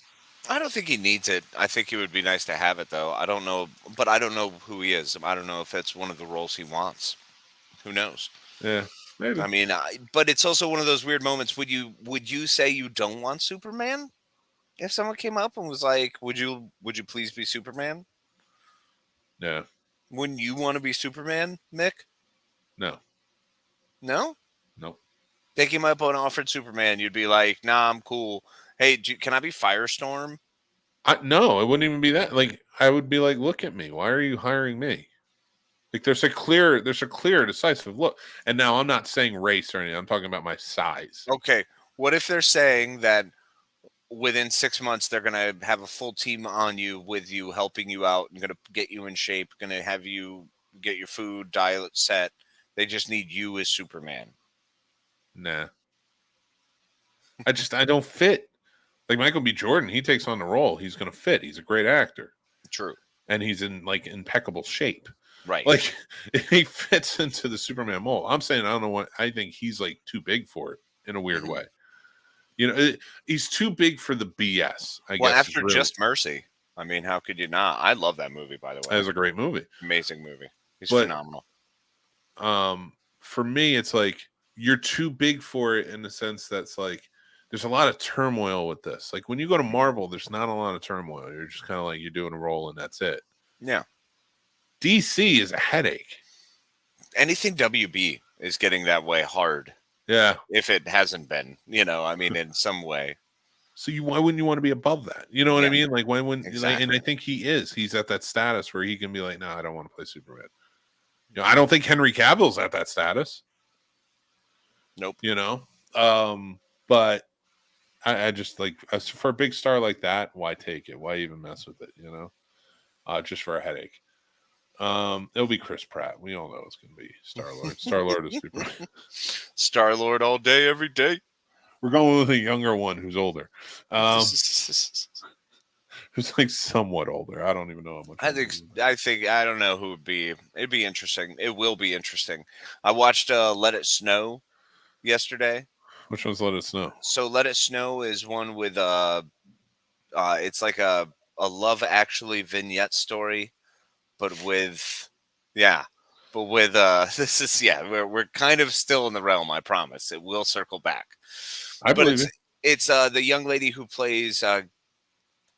Name is escaping me right now. This has been an interesting morning, huh, guys? The one who plays Kieran something from Sabrina, the new Adventures of Sabrina. So, Kieran Shipka. Kieran Shipka or Shipley or something. Something like that. One of those. So she's got a ship.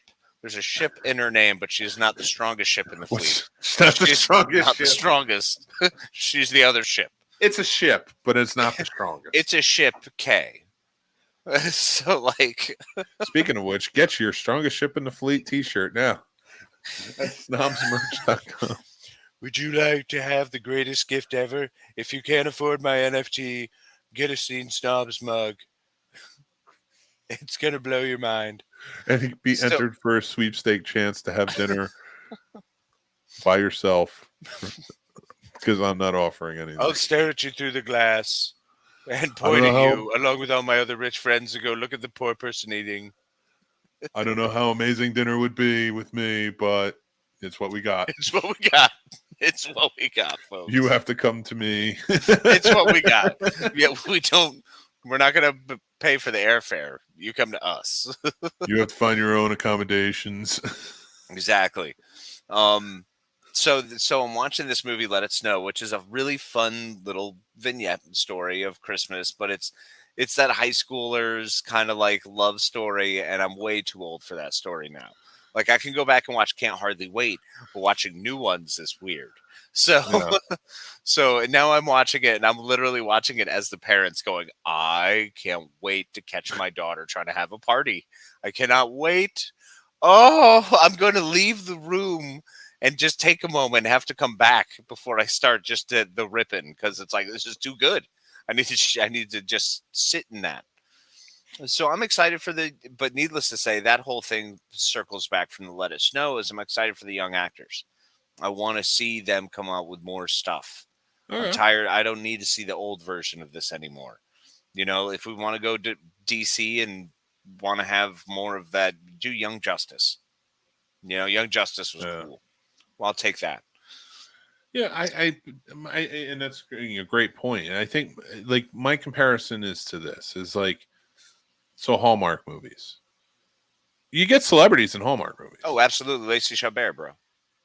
I mean, seriously, that's the first one you know, like Hillary Burton or 100%. Like people are a little bit bigger than Lacey Valerie Chabert. Bertinelli. Still bigger than Lacey Chabert, so I mean, worse. Isn't James Vanderbeek in a Hallmark movie? Perry Watson. Oh God.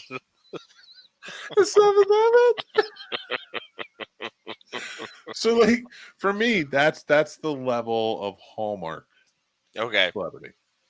And then you get a wrench thrown in there, like Bruce Campbell did a Hallmark movie. Yeah, which we have to watch. And review. Mm-hmm. I want a review on that one. Oh yeah. We got to watch it before Christmas, so we got to get there. Deal. Well, my vacation officially starts this weekend. Oh, maybe we'll do it this weekend. Maybe we'll watch it and we'll record our reactions to it. Yes. That'll be a Patreon thing. Okay. So like those are Hallmark level. So when Bruce Campbell's like, hey, Bruce Campbell's in a Hallmark movie, it's like, really? I feel like that's downgrading. Like, what is he?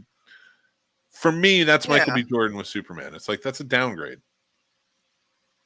Like that would be a part where it's like, I mean, you could probably win an Oscar if you just turn around. Like literally just turn around and you'll win an Oscar. Like, what are you doing Superman for? You don't need to. Well, yeah, I mean, that's fair. Maybe we could get Nick Cage in there. Maybe we're going to get his. That's too far reaching now. You're going the other way.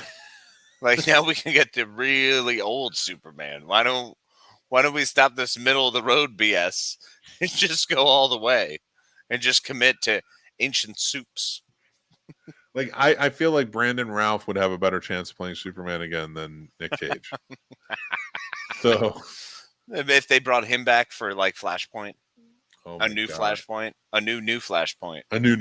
without Ezra.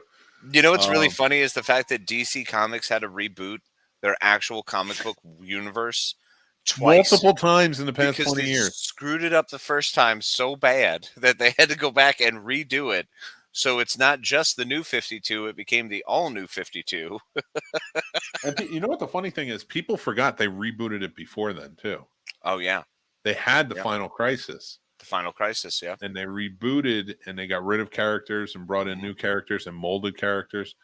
And then that didn't work. It started off so perfect too. Identity Crisis is still some of the best work. Oh, but I actually have the whole Villains United from Identity Crisis from that run. I loved that book. It was really good. Oh, dude, it's just amazing. And then they had to reboot it into the New 52 because it still wasn't working and they didn't know what to do. Like, it's so ridiculous. And that's exactly what WB's doing, and it's hilarious because we're watching the same. It's so weird to see how these two worlds have, the DCU and the MCU, have mirrored each other. You know, like each one of them seems to have a real big hit. Like Marvel has all the TV shows and movies, and DC has all the animated studio. Like those are the two that I don't think could ever be toppled.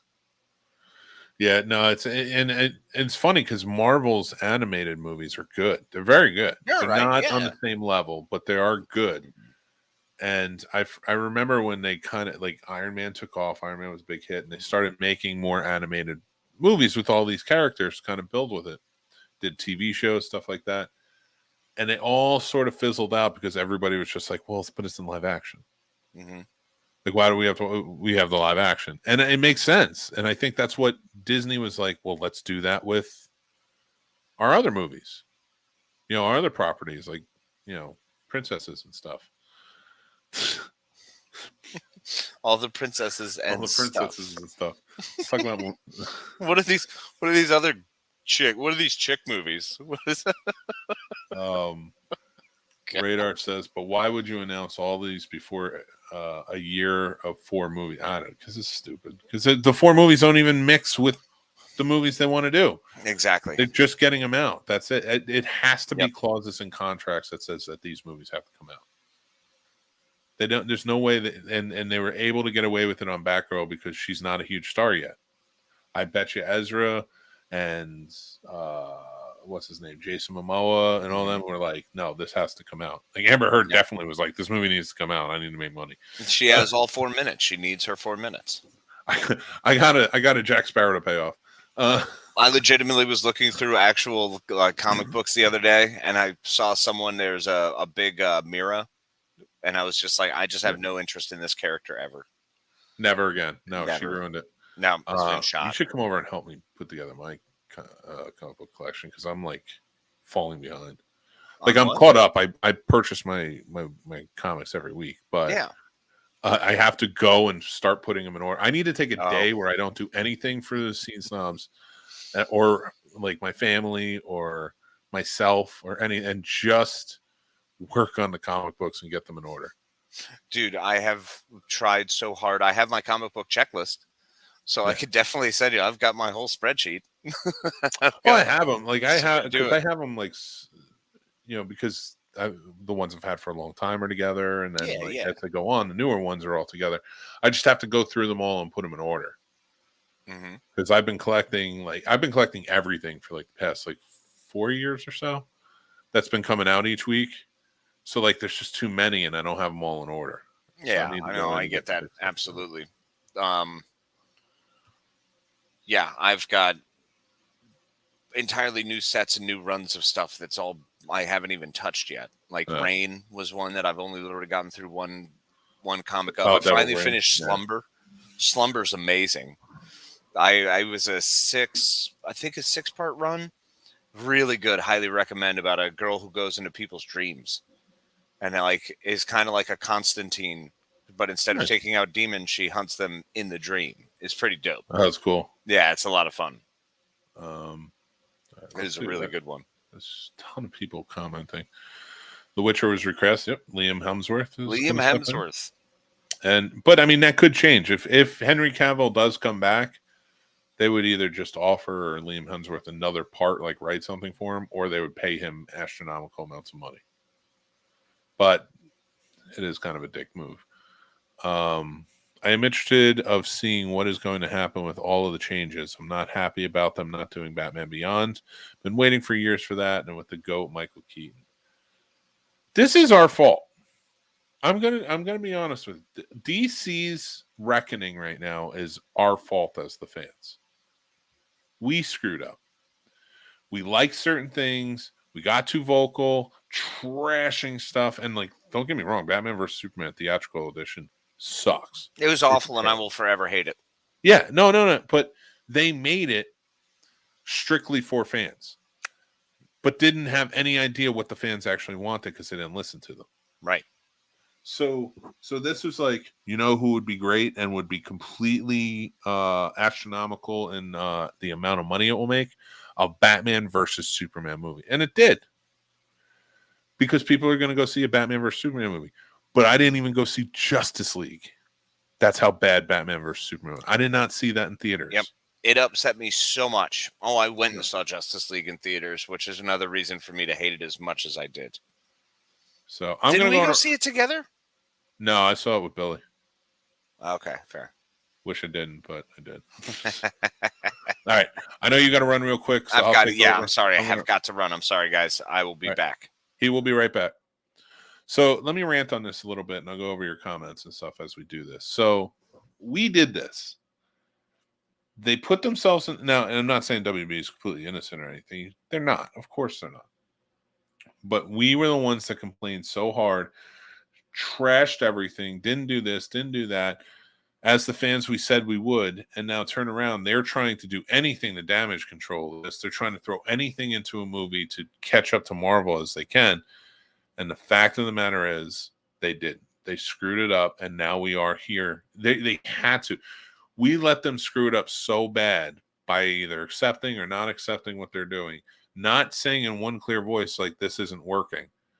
You know, some people are like, no, this is great. Some people, you know, telling them to release this cut, really, like, shut up about it. Stop with the cuts. What happened to the days where you had a theatrical cut, and if you got more, it was in the DVD extras? But they don't do that now. And I understand the whole process of streaming, stuff like that, but they don't even do that anymore.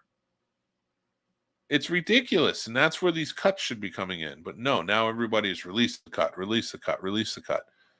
forcing them to have to go out and start making more cuts. Like, weirdly, in a weird way, we are trying to force the studio to create a movie we want to see when they make something that we don't want to see, rather than go with it and say, hey, you know what? Black Adam didn't work, but he was a pretty good villain, so why don't we keep him? And, you know, I'll wait for Casey for the whole Rock conversation, because it doesn't really pan out, especially when you have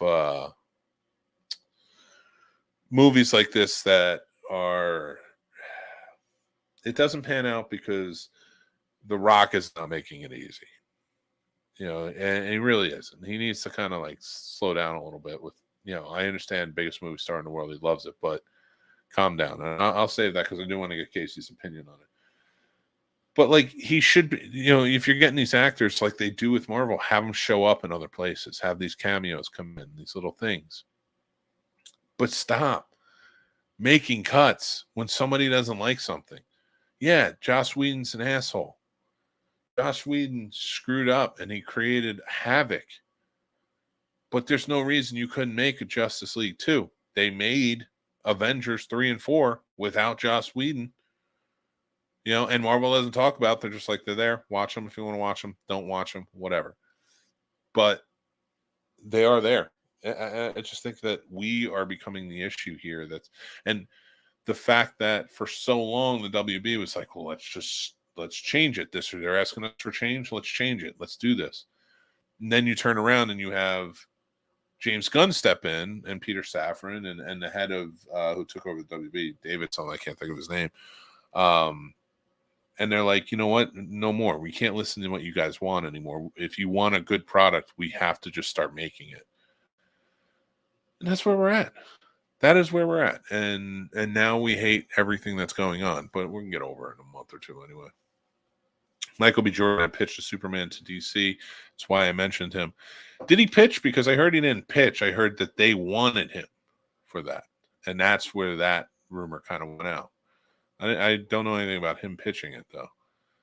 I agree, though. I love watching him in these other roles a lot. Creed in his franchise, he doesn't need another one. He is on another level as an actor. I can't wait to watch Let It Snow. Laugh a lot. I do that too, Casey. Well, Bruce Campbell made a Hallmark movie. Yes, he did. We'll be reviewing it. So no Nick Cage, please. You need to stop it, Sturdy. Nick Cage is national treasure, and I mean that. All of the Nick Cage story, all of them, everywhere. The Rock needs to focus on Walking Tall too. Are they going to get Johnny Knoxville back for that as well? I don't know. There's just so much happening. I want to save the Rock conversation for when Casey gets back. He had some work stuff he had to do. So here's something I want to talk to you guys about. Get a little bit serious on it. We'll kind of run it out. So Steven Twitch Boss committed suicide the other day. Very sad. Rest in peace. Heart goes out to his family, his kids, his wife, everybody. He was really well liked, and you know he was like the DJ on the Ellen Show for many years. He was on So You Think. I think he was a producer on So You Think You Can Dance. He was on a lot of stuff. I just watched him most recently 3 times. My kid absolutely loved this thing. The Hip Hop Nutcracker, which Disney Plus put out, which was good. It was a really fun rendition, great dancing and such. And I like the music. what they did with it. So, and I guess he produced that as well. He and his wife also starred in it. So it was really sad to hear. I mean, he was 40 years old. I'm 40 years old myself. So it kind of hit a little bit. I was like, geez, I've been in that position where you feel that way. And it's sad. And this time, the holidays, stuff like that, I don't think mental health gets talked about enough in terms of, especially, well, actually in a lot of areas, doesn't get talked about enough. Doesn't get talked about enough with how women, what's available for women for mental health, children, men as well. Men, men have a lot in terms of mental health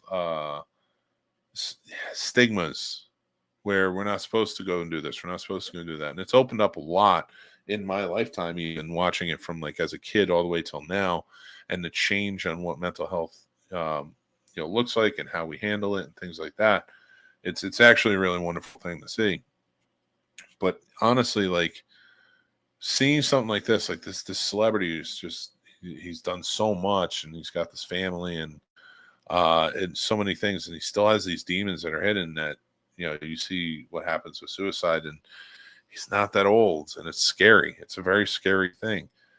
And I've had that issue with myself, where I've been suicidal, and I've been lucky enough with people in my life to help me get through it and, overcome that. And now I've told this story before on other shows and stuff, so I'm not going to delve into that, but I do understand. And what I say is, mental health is very important. There's a lot of things that if you don't take care of yourself, if you're feeling down and you're not there, and it's just like anything else. Like if you wound your knee, you need to take care of it so that way you can get back on your feet. It's the same with mental health. You need to take care of it. You need to do these things. There should be no stigmas to it.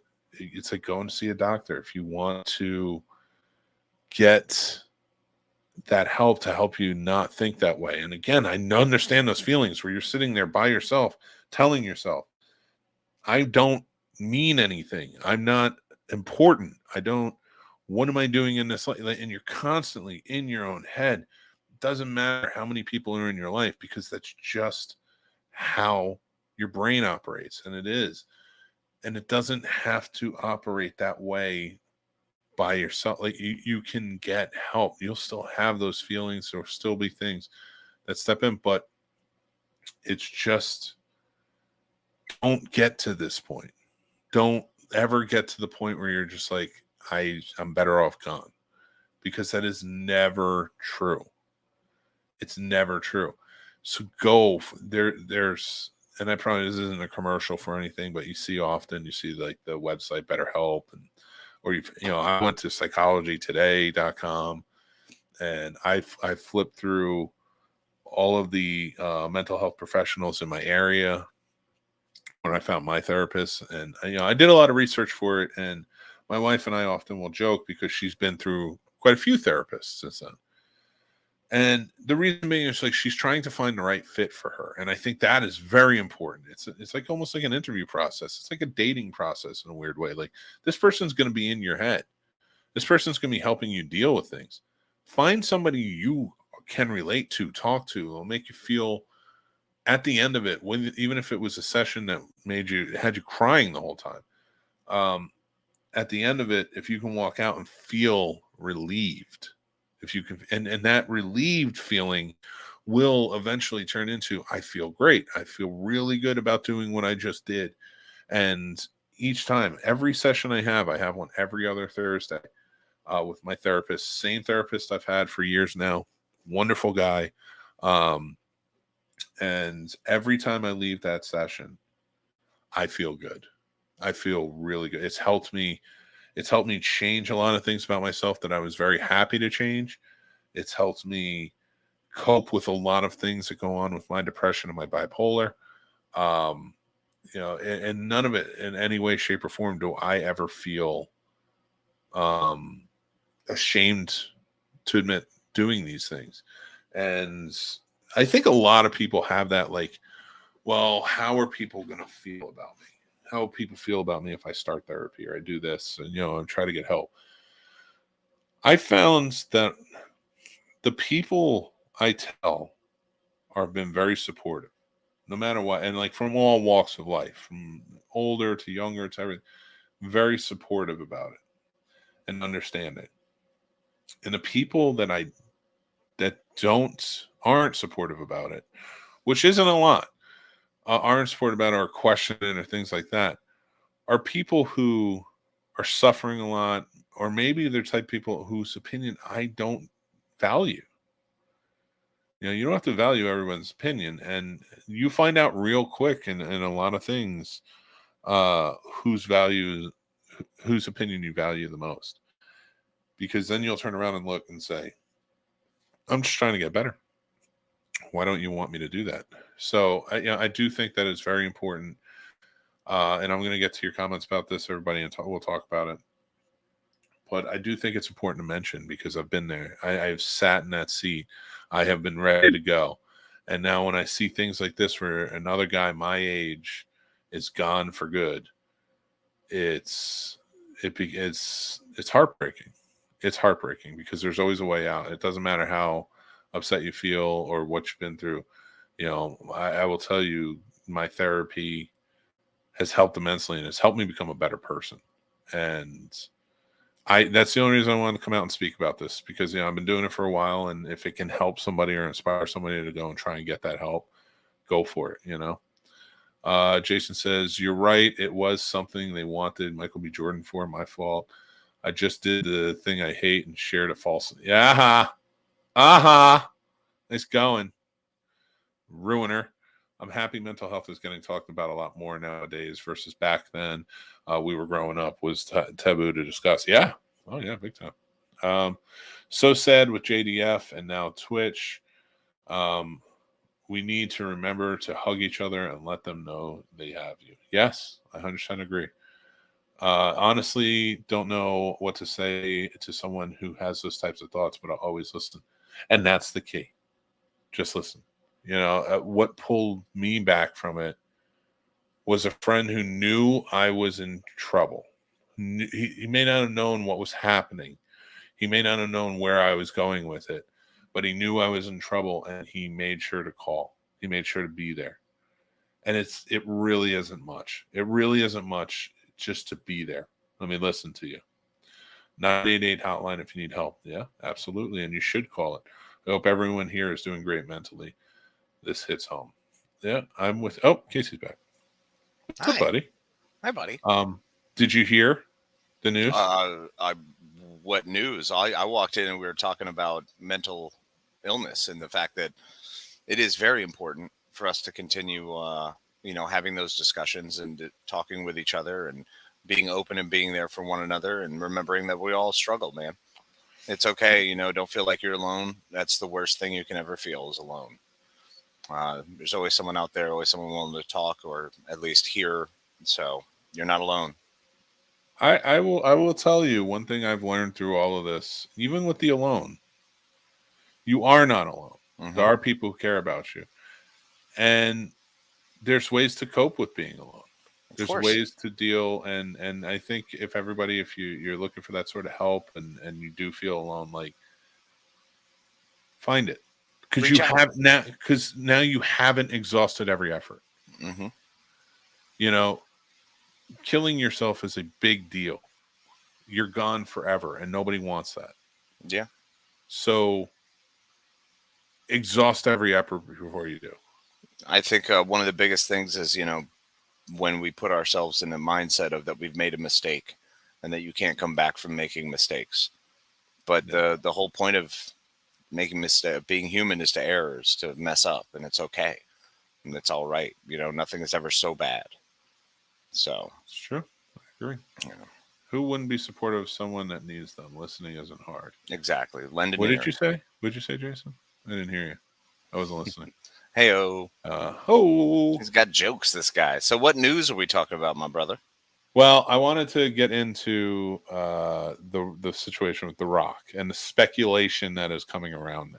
All right. I'm very excited about this. So what is it? So okay. So again, everybody, I just want to say this is speculation. I've got it's just not even opinion based. It's not even really opinion based. Like I don't have an opinion on this. This is straight mining for gold in San Francisco, a la 1849. Yeah, you never know what you're gonna get. Let's just go for it.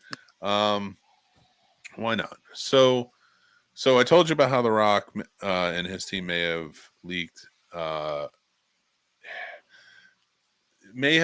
statements that were misleading based on WB executives. Yes. About how successful Black Adam was. Right. I think he's also, again, speculation, pissed that Black Adam's not getting another chance. It's come out that he had a chance to be in Shazam 2 and he declined it. Really? He didn't want to do it. Yeah, I guess he didn't want to be.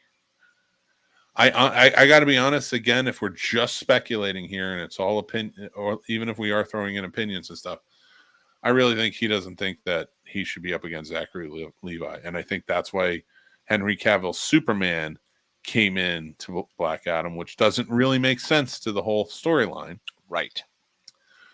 I think that's what it was. His rally was like, I should be fighting Superman, not this guy. Yeah. I don't want to be who's Zachary Levi? Yeah. That's not a big enough star. Whereas Zachary Levi, for the DCU, for all intents and matters, is probably one of their biggest, most consistent stars.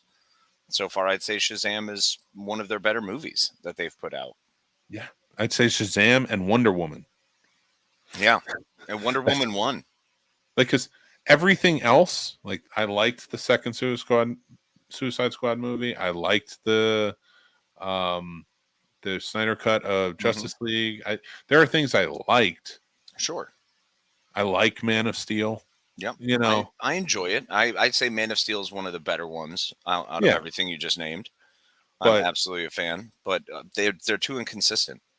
If I'm being 100% honest with you, I'll watch Shazam a lot. I'll watch Wonder Woman every once in a while. Oh, yeah. And I'll watch Man of Steel occasionally. Mm-hmm. You know, if I'm in the mood and it's on. It scratches an itch. But yeah, no, nothing else do I care about. No, Zachary Levi's Shazam, I will actually go, you know what? I really want to watch Shazam. Like, I will get that hint of, I want something fun. I need an adventure. Whereas Black Adam was not that. Black Adam's way too heavy-handed. Like, they did it just, and it wasn't a bad movie by any stretch. It's a decent movie. I enjoyed the movie, but I don't know. I'd rather watch The Chronicles of Riddick than watch Black Adam. Yeah, I don't even think it was that heavy-handed. Like, I kind of liked some of the message to it. Like, oh, now you show up. We've been, we got a super person here, and you show up now. You don't care about us. Yeah, like that. I liked that. I was like, you know what? Nobody says that. Mm-hmm. I kind of wish Miss Marvel said that. Yeah, that would have been awesome. You know, like, oh yeah, because it's Jersey. I knew it. I knew as soon as I said anything. You brought up Miss Marvel. Jerk. Jersey City sweetheart. I would absolutely like. I wish they said stuff like that, like when Damage Control showed up and things like. You never give a crap about us, and now you do. Yeah, we have somebody protecting us, and now you show up. I thought they did that pretty well. And is it great? No, I didn't hate it. Like, I did not like the Aquaman movie. I did not like. There's plenty of them where I'm like, I don't like this. Like, I just don't like it as a movie. Yeah, the Aquaman movie was fine, and I get what it was. And if you're a Jason Momoa fan, then you loved the Aquaman movie. But that's really what it was for. I mean, I'm sorry, but that's what it was. That's what it gave. That's his Baywatch Hawaii characters origins. This is basically where it comes from. I will tell you though, kind of watching these and going through, I think DC has just had so much fighting against it, but The Rock has supposedly been like this for a long time. Yeah, I believe it. So like, and I get it. That is actually a wrestling mentality. Mm-hmm. Supposedly John Cena was the same way when the wrestlers, like, they would bury people and stuff like that, and that they didn't like. And but now it's coming out. Somebody's doing, I think it was Goldcast was doing it, like a little expose on it, is how The Rock attributed to Brendan Fraser leaving Hollywood. And now we know Brendan Fraser had been through a lot. He had been sexually assaulted by a studio. Oh, no, I'm sorry, not a studio head. The head of the HF Hollywood Foreign Press Association. That's So, and that's why he's not going to Golden Globes, even though they've tried to make amends for it. And again, I'm with him. I stand with him on that. 100%. Like, I get it. With Brendan. They didn't do enough. They're Let's go, Brendan. Let's go, Brendan. Yes, we're changing it. Oh my God, did Did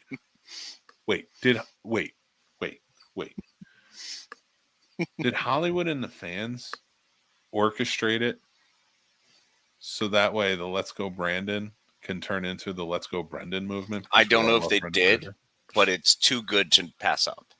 I think this is the way it has to be. And now for 6 payments of $49.95, you can get this commemorative plate of Casey and I with Brendan Fraser that says, "Let's go, Brendan." Oh my God. Yes. But get it's Blast from the Past, Brendan Fraser. Yes. We get 3 different ones from ridiculous movies. So it's Blast from the Past, Brendan Fraser. We have to get the whale, Brendan Fraser. All right. Bedazzled. And then which one's in the middle? We're going to do Bedazzled. The basketball player from Bedazzled. Done. There it is. Those are the 3 Brendan Frasers that will be on our commemorative plate. Thank God. Which is going to be huge. We're not announcing it yet, but once we do, let me tell you what, folks, you got to jump on these. These are going to be some hot items. I'm doing this. I'm going to make an ad and post it and be like, "We got another huge announcement. We have commemorative plate NFTs that are not digital. You can actually own these. They're like cards that you could own, but they're different. They're like cards that you can eat off of. But you can collect them like cards." No Rick O'Connell? No, not as good ones. He's huge. Everyone knows him. And you need school ties, Brendan Fraser, in there. See, that's what I was thinking. Either some school ties. Yes. We could do some school ties, Brendan Fraser. In fact, let's just get the entire cast of School Ties and then us. Because you've got some big names in there. You got Matt Damon. If you don't think Anthony Rapp. You don't think I'm making a "Let's Go Brendan" flag, and then at the bottom will just be like, "Bring back Brendan Fraser all the time" and everything. You're sadly mistaken. That's going to be that's a new thing that I will be creating at the end of the show. So the question is, what kind of lettering is it going to be? Like, is this going to be like some sort of weird, fat, silly lettering, or are we going to the same stupid shit they use for? So the thick brick, really, the normal ones that look like Brandon. Awesome. You know how Trump didn't make "Let's Go Brandon" flags, even though they're the same exact style as the Trump 2024 flags. These same exact. I've seen them side by side on many houses. Well, that was done very specifically to be able to be still supporting your favorite Trumper, while also putting down your least favorite president. Listen, everybody, if you own a "Let's Go Brandon" flag and you don't own the Trump collectible digital card set, are you really a fan? Do you really care? I don't think so. I don't think you can say you're a believer.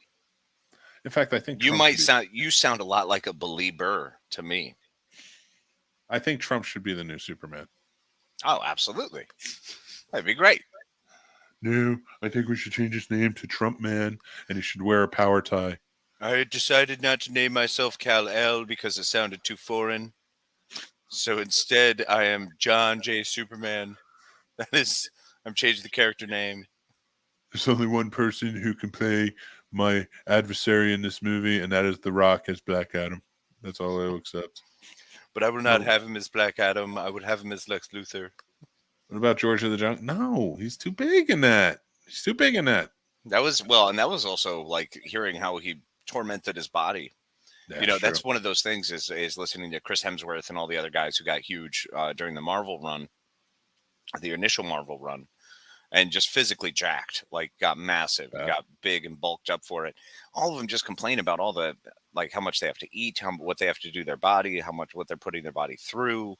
Like, and Brendan Fraser was no exception. And that was back in the days of, he had mentioned that he didn't even drink water. Didn't he pass out I think is a story I read where he passed out on that set because he was like, yeah, I hadn't drank water in like 3 days. Oh no, poor babies with their abs are complaining. Boo hoo! They can fit through doorways without turning sideways. Boo hoo! That's a shoulder thing, not a fat thing. No, I get it. I mean, I don't know what it's like to be your size, bro. You're just large. You're Brendan just Fraser a very does. large guy. Brendan Actually, Fraser yes. does. Is he as tall as you are? He is tall. I don't think he's as tall. But he's like 6'4", right? 6'3", something like that. Yeah, I think he's. I mean, I am abnormally tall. Yeah. Like he's 6'2", so it's really tall for a human. Oh, okay. Still, yeah, that's decent. I'm just 6'8", so like it's it's a little too much. But it was funny because they put on the fat suit for him. Like he gained weight for that role. Wow. For the whale, and they were still like, "No, we got to put a fat suit on you. It's not enough." And he put it on, and like he looks great in it. Don't get me wrong. And I love that he's advocating for obese people, because it's tough for in healthcare system for obese people. So, and we can get into all that another time. But he did that. He put on a suit to play a 600-pound man, and he's carrying all this weight on him. And it's funny because like he's talking about it, and I'm just like, I'm 495, dude. Calm down.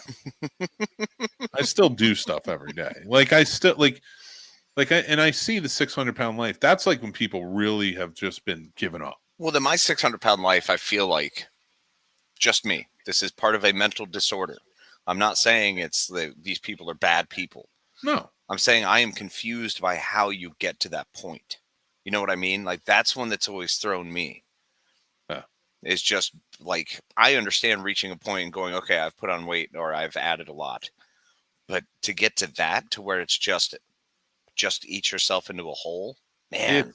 Listen, I got that big for many reasons. Mm-hmm. I can tell you how it started. I can tell you how it just kept going. Mm-hmm. And it just gets tougher. And I've lost weight with exercise, and I've done it. Like, well, of course, but you've reached a point in your life where you went, okay, that's good. This is my point. You know what I'm saying? Everybody reaches that point where it's like, I'm good here. I'm done. But I need to stop. I will say, like, if and people who follow me on social media and stuff, they've seen my size. Like, even like, hell, 15 years ago or so, I was thin. I was a thin guy with abs. Like I was a firefighter. And so when you get to this point now, it's 2022, and I look the way I do, and I feel the way I do, and I've lost weight. Mm-hmm. It's just not enough. Like a lot of it is mental health. Of course, you invest all of your feelings into foods, into making the poor decisions. Not to mention, this country lambasts you with the fact that everything that is bad for you is cheaper than the stuff that's good for you. Yep. So like it's so ass backwards. Everything is working. Everything in this country works against people from being in shape. Mm-hmm. Or being healthy at all, with a healthcare system that's all spend more money to be healthier. If in a perfect world where we are doing the things we're supposed to be doing, mm-hmm. which is the farming for ourselves, mm-hmm. and things like that. Like there's no money. So like we don't have to worry about going to a supermarket. We have farms that we can grow gardens on, things like mm-hmm. that. Co-ops, stuff like that, like other farmers around. Like in a perfect world where we are living off of the land, mm-hmm. we're all going to be jacked in amazing shape because we're all working constantly. Yep. And so when you get to it in that perfect world, and it's working this way where everybody's eating, there is no starvation, stuff like that, because you're not worried about whether or not you can afford a Whopper versus a salad, mm-hmm. and you can't. But like. It's making, and plus with our mental health and kind of how it is, and the effects that life plays on that. Like we constantly have an idiot box that we watch that tells us you're not good looking enough, you're not smart enough, you're not this, buy this, buy this, buy this, buy Trump trading collectible cards, or you will be fat and stupid for the rest of your life. No, I'm here to tell you, you don't need to buy Trump trading cards to be fat and stupid for the rest of your life. We're already there. You already are fat and stupid. Just like Which me. wait, this is a very chicken and the egg. Which one came first? Trump trading cards or being stupid? Which? I want to go search. There has to be a physical Trump trading card somewhere. Oh, I have no doubts. In fact, you know what? I will look them up for you. You're on a roll. Long way Keep around, going. like my point here being, don't be stupid. No, that's somebody else was saying. I don't want to Classic. I was gonna say. But no, it like coming down to it, like watching Brendan Fraser, like in The Whale and stuff like that, and heartbreaking for him. Everybody does such an amazing job, especially Sadie Sink, who plays Max in Stranger Things. Just truly brilliant, amazing performances. I'm so glad Brendan Fraser's back. But you watch this movie and you're just kind of like, and you watch those TV shows like 600-Pound Life and stuff like that.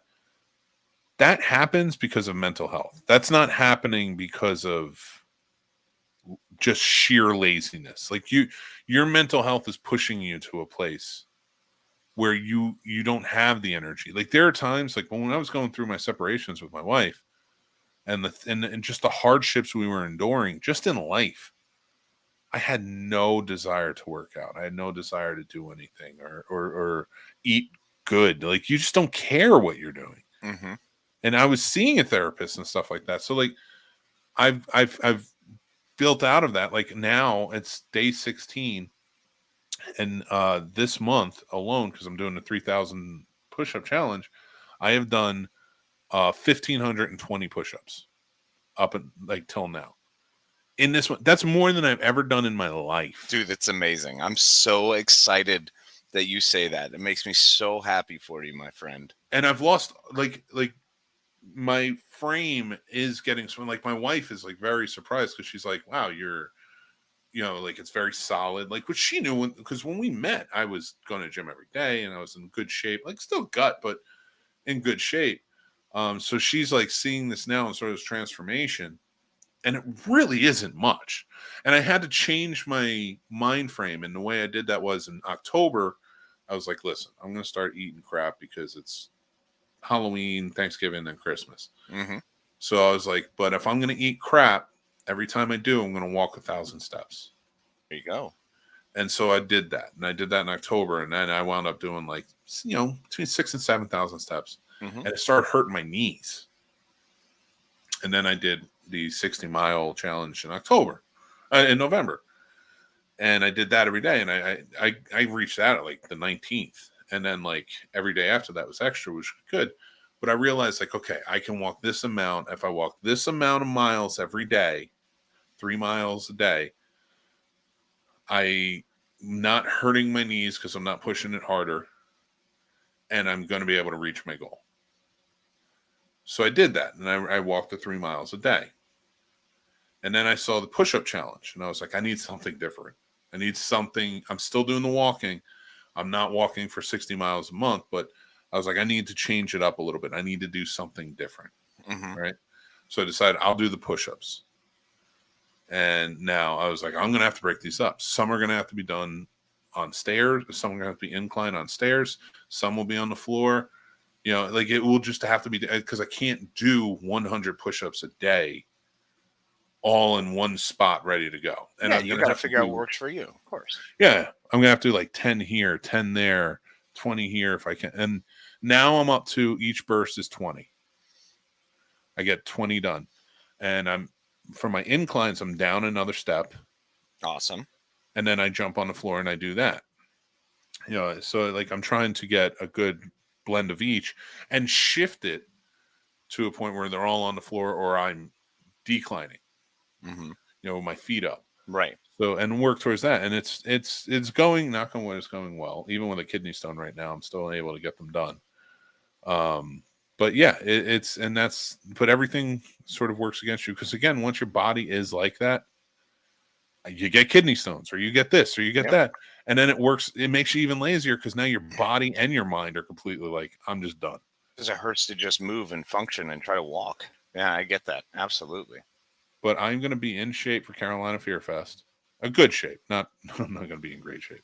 I'm going to be in good shape for Carolina Fear Fest.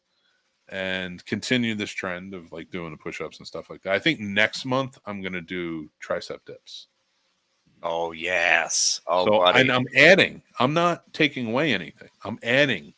No, that's the way to do it. Yeah, you got to add. So I may, if I don't do 100 push-ups every day next month, which actually isn't that hard, so I wouldn't mind doing it, because now I bang them out 20 at a time, and then like I'll go away for an hour and then come back and do another 20. The way to do it, buddy. 5 times. Yeah. You're getting there, bro. You're getting there. I love it. So I found some Donald Trump trading cards that are special. Jason does say that he's going to be at Fear Fest. We're happy you're joining in, brother.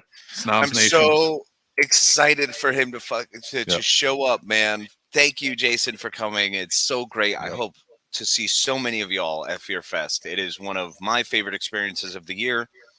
Something I always look forward to. Mick and I are obviously, it's our big road trip opportunity.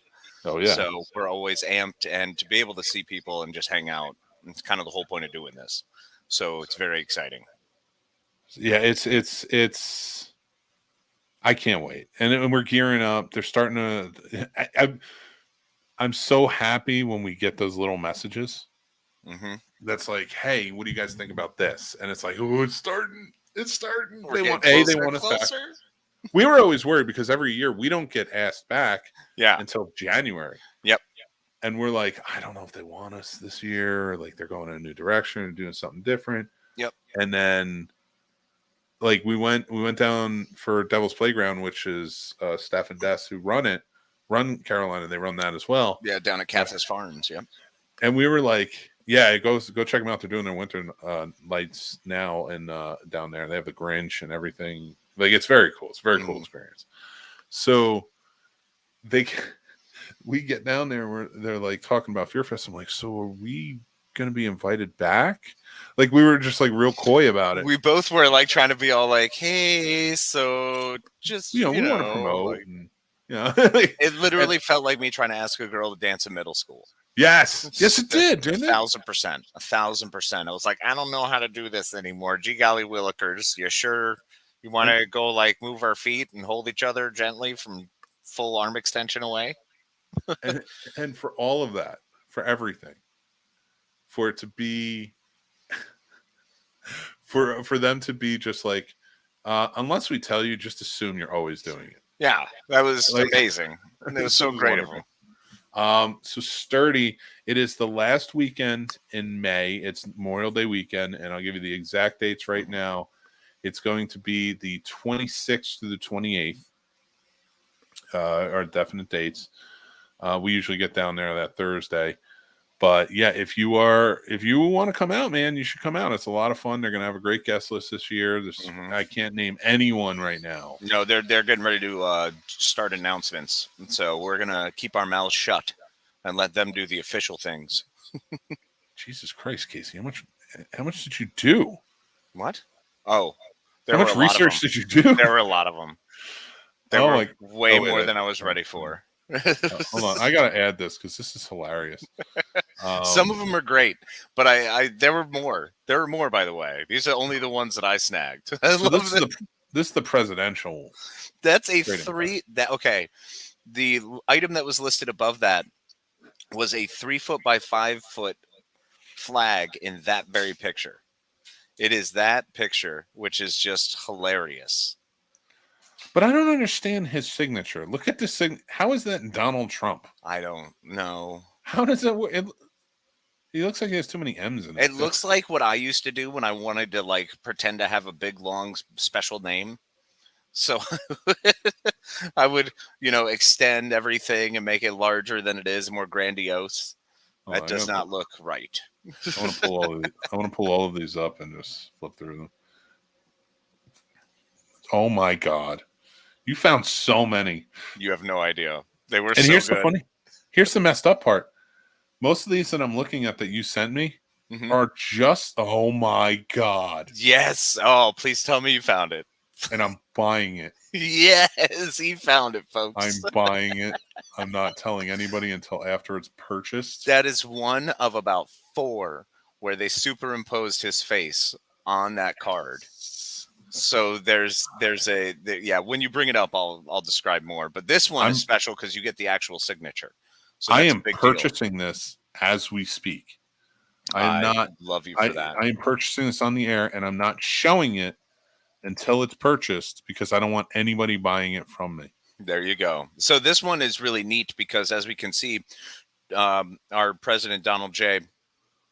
is sitting on the on top of a tank, standing on top of a tank with the American flag and fireworks going off all around him. And that's not even the one that I like. And on the tank it says Trump. Like, what is he implying? What is he doing? Apparently, he's going to take over everything as Trumplandia, or he just wanted to rebrand the tanks, which I feel like in the big breakdown of things, as much as he may want to try to take over and rule everything, it's really just about branding on the tanks. Because I would like to see my name on a tank. Sure. Would you not like to see your name on a tank? I don't know. I feel like that's just destruction rolling in. That's seriously a 12-year-old who never changed past that point of I just want my name on the tank. In fact, he might have his name on the tank in case he's playing with his tank and it gets lost with someone else's tank so he can find his tank. Do you realize he signs this and he said outside, he's like, oh, look at that. That's so cool. He legitimately looked at that and went, this is cool. I'm going to pull up the other one. I love the current price at $10 right now. Honestly, this might be an investment. This might be the investment because he's making digital ones. Yeah. Oh my God. So go for the hard copies. There is a set from 2016 that I put in there that is just the 5 different baseball cards. Oh my God, I missed this one. Yes. I missed this one. It is legitimately a card. They have cards that were representative of all the Playboy covers. And you have to place a bid? I want to buy it.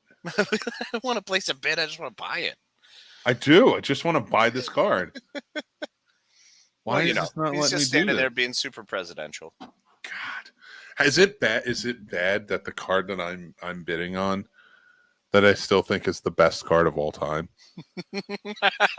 is $3.45. I don't think I'd call that bad. And I am actively trying codes on Honey to bring that price down. Are you really? Yes, because I definitely don't want to pay that much. Oh my God. The shipping on this card is 95 cents, and I don't want to pay it. I mean, I wouldn't either. It doesn't even, the full total, and I'll tell you this now before I pull it up, doesn't even come to $5. And I want it so bad, and I'm going to prominently display. If you don't think that this card will be sitting behind me on this wall as I do this show with our own Let's Go Brendan sign. Let's go, Brendan. We're taking it back. Everyone will know that I have this card. And I want it purchased back from me at way more of a value. I want you to buy it, sit on it for 1 year, and then sell it. And let's just see what happens. Let's track the value of this thing. Here's the thing. I'm going to click on the link again, right? Okay. That was the last one you sent me. Oh, there's a new last one I saw. Oh my God. I didn't realize I did this. There's 2 that they did like that. I had to send it to you. We've got to get them on air. We've got to show people what we're freaking out about, man. This is too good. No, you don't understand, Casey. I clicked the same link, but because I purchased it. Yeah. It's new card up. No. I sent a different one. I literally just sent it through. Oh, you scared me. I just sent it through. So I'm really glad you got that one. Okay. And now you're seeing this one. All right. I still want this Playboy card. I still want this so bad. But you have to place the bid, and there's 16 watchers. 16 watchers for that one. That's not the only one out there, by the way. I'll find it. Yeah, there was literally on the first page, just look up Donald Trump trading card. And on the first page, there were 3 of them that were the Playboy card. All right, I am going to pull up. I don't even care who's watching anymore. Like I'm enjoying this too This much. is amazing. This is Okay. ridiculous. So I don't know which is which here. I'm doing the best I can. So just that's a checkout. So I checked out there. That's the Playboy set. Oh no. Oh, is this it? No, that's not it. Okay, I can see the pictures now. Here we go. All right. Here we go. No, that one's stupid. Which one? Let's do this one.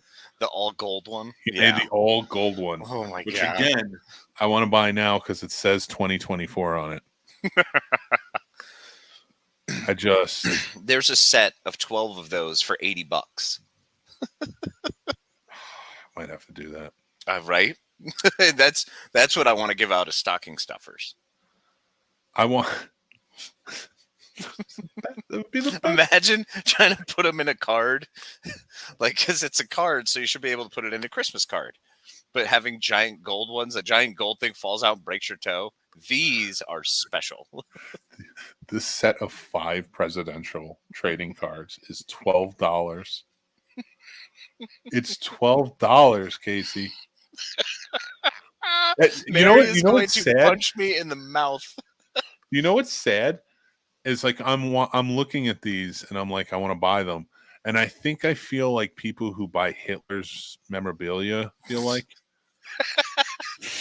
where they're just like they're torn, but it's like, but it is a piece of history. It's a piece of history, but also part of you wants to light them on fire so that no one else could ever own it. So I get it. Horrifying to look at, but at the same time, you can't look away. Oh, this is worse than a train wreck. This is not just the gleaming off the steam engine. This is something special. This is the going into a fireworks factory that happens to be right next to like a flour mill and just watching that nightmare explosion. Should I show them the ones that I got? The one that I got? Yes. All right. Well, or show them the one that's close to the one you got. I'm going to show them the one that's close to the one I got. Yeah. And that is the Donald Trump 52 mantle. Mickey Mantle, spelled like Mickey Mantle. Mickey Mantle, yes. Style ACO art. Just look at this.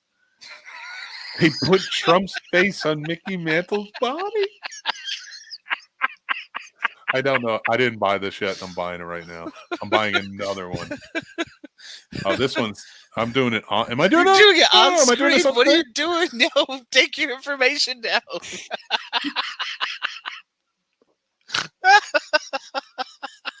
is amazing. I'm buying it right now.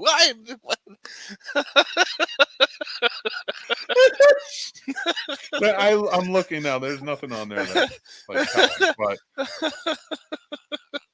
it's. Oh my gosh! But it would have been because I would have had to go through PayPal.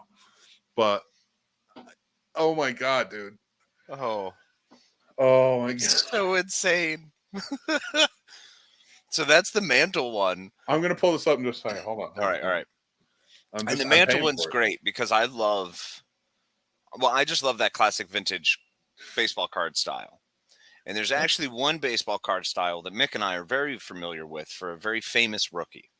And this very famous rookie card was one that I actually owned for a brief period of time before I traded it for a Punisher comic book. Long story. I'm not bitter or anything. It still sticks with me. I purchased it. It's in. Yes. All right, cool. So the face that this man decided to take, not only was Donald Trump deciding to co-opt an athlete in Mickey Mantle, but he decided to co-opt another athlete who was just a completely different human than he is. And oh my god, this is about as close to blackface as Donald Trump has gotten. I'll agree with that. And this is the Donald Trump 89 Griffey style ACO art canvas. Let's pop it up. And I own both these cards now. It's the gold chain that gets me, man. Dude. Let me pull up the picture bigger. So click to enlarge. There we go. So let's look at this for a second. Let's examine this card for a second, which I own now, by the way. I own this car. First of all, it says rookie. Is he Nathan Fillion? Because he's the oldest rookie to ever exist. He's got to be. It is never too old to start again. You're never too old to keep going. So I guess there's that.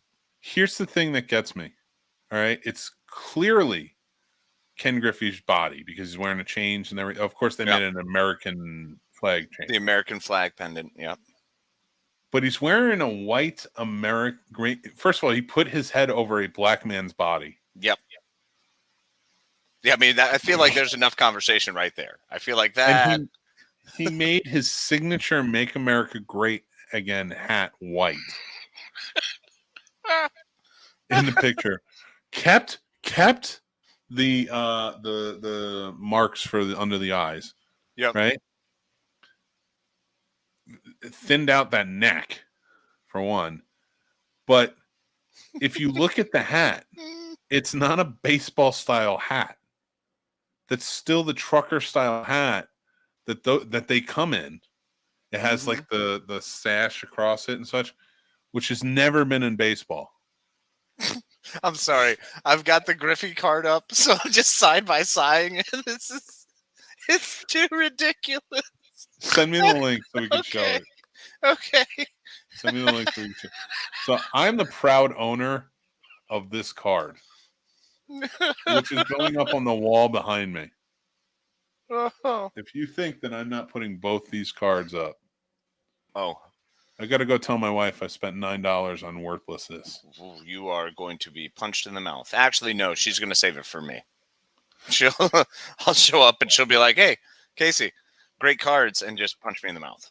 She will save it for me for when I put them in her stocking on Christmas. Did he do this? Like, is this him? Or was this just... Like, he didn't dress up like this, did he? No. Well, There's first of all, no. chance. Because this is Photoshop, but I do feel like he approved this. Oh, he's probably had to sign off on all of it. He can't. You can't make Donald Trump anything with Donald Trump's image without him suing you. That's true. Yep. So they're not going to make cards in support of him unless he's getting some sort of cut for it from them. Just can't get over that face on a baseball card. Clearly a baseball player right there. Oh, man. When I think of a grumpy alcoholic uncle who would sit in the bullpen and just scream at pitchers, that's Donald J. Trump. Who, Casey, who are you? Who was one day sitting down, and it wasn't a kid. This is a full-grown adult, man or woman, I'm not sure.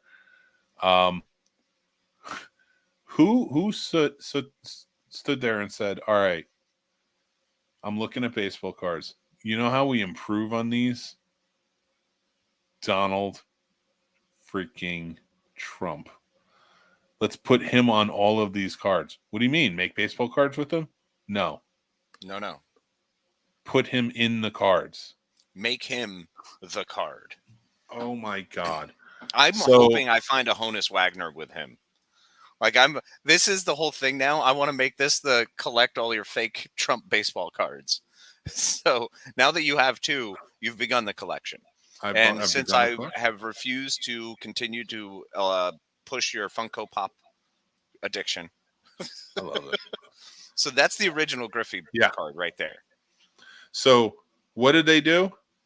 They spruced. First of all, the hat's blue. Yeah, the hat's blue. They went with white, and it's cocked back on his head. He's just an easygoing kid, right? Mm-hmm. They took everything, and instead of OF, what does OF stand for, Casey? Outfield. Yeah, they put PF on Donald Trump's card, or no, PE. Oh, I thought it was PF for President Face. It's got to be President-elect then. Yeah, PE. PE would be. So they changed that up. Mm-hmm.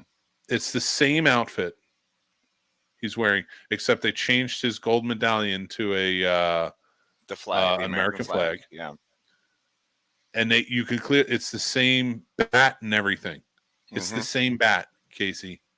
It is the same bat. The same discoloration. It is the same bat. You're right. Yep. Same discoloration. So what did they do? What What do you think I'm pulling it back up. What do you think they did? All right. This has to be terrible. This has to be callous in every single way. But look at his hand. Now look at the Griffey Jr. That's the same hand. It's the same hand. They just made the hand white. They just colored the hand. That's what they did. They whitened the hand. It's the exact same hand. You're not even kind of wrong. So they took a picture of him in his white America great again, whatever. Make America great again, whatever.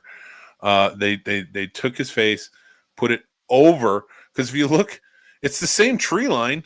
The tree line is exactly the same. It's also the same jersey folds. Yeah, it is exactly the same. That's what they did. Yep. That's covered up one of the best baseball players of all time. Yep. Oh my God, I can't even. Oh my gosh, is this better? Is this better? I'm loving this ish. I dare you out there. I dare you to put them in our stocking, maybe. Are you sending all Patreon's trump cards? No.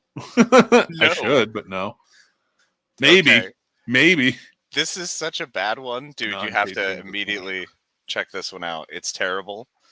Okay. And let's just say I wonder how Cal Ripken would feel. Oh my God. How much are these? How much are these? I love your first reaction is how much are these? You're going to have that entire room wallpapered in Donald Trump fake baseball cards. We don't have to stop at baseball. What? We don't have to stop at baseball. He might have done this over, like, who knows?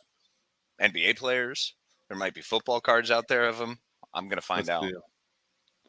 Look at this. Look at this mess. Look at this mess. This one's not even good. They didn't even sign his head right. No. They just threw it on there. You know what that means? You know what they did? So I bet you if you find the original, Cal Ripken's head is turned. Mm-hmm. Right? So it's wider. Wait, wasn't Cal number 9? I don't know. Whoever the hell this is. So who was number 7? What famous person was number 7 on the Orioles? I don't know. We got to find out. Famous player or not famous player. This player wore number 7 on the Orioles. Frank Kellert. Probably is him. Who? I think. I don't know. Only 3 players have worn number 7. Willie Miranda or Jackie Brandt. All from Frank 50 Kellert, to 60. too. Frank Kellert, yep. So then I have no idea because all those pictures, these pictures do not look like. I'm gonna make them. They didn't even get the number right. Oh my God! You think that's the 60s? Look at this. He looks like he's constipated. Can't even. Please look at this. I'm sorry. I found something. Okay. This is so stupid. This is the stupidest thing I've ever seen. This is the dumbest thing I've ever seen. This is the dumbest thing I've ever seen in my life. I want it so bad. I can't find the card. That's so great. They're so stupid. I don't understand. Oh. I mean, it's just awful. I don't. Why? Like, and I'm all about. Look, I'm not putting down people collecting stuff because I am a collector. It's what I do. It's who I am. I love collecting things. This is like, what are you doing? But this is whole next level because you're not even making like the digital cards or the real ones. You're not making cards. He's not in a photo shoot. Right. It's just ridiculous on so many levels. Number 7 was worn by a lot of people actually. But I'm gonna say it was maybe Billy Ripken. Okay. Somebody wow, is it's walking special. into my home. My beautiful wife. Oh, Babe, I friend. made an investment. Don't start that way. Don't start that way. I did not buy one of the Trump ones you're thinking of. But she walked out, so like it's on me now. There's so many great ones. There's so many. I can't stop. Oh, that's it. It was a Billy Ripken card. It was Billy Ripken. Okay. I'm pulling it up. Hold on. I'm going to pull it up. Oh, my God. So there was absolutely no reason for them to make the card the way they did. It makes no sense. All right, I'm going to pull it up. Hold on. And why Billy Ripken? Why did you go all in on Billy Ripken? Well, because he just saw Ripken and thought that name kind of remembered at some point someone did something. Yep, Billy Ripken. That's it. Ripken. So yep. His head wasn't turned. They just didn't have a head to match.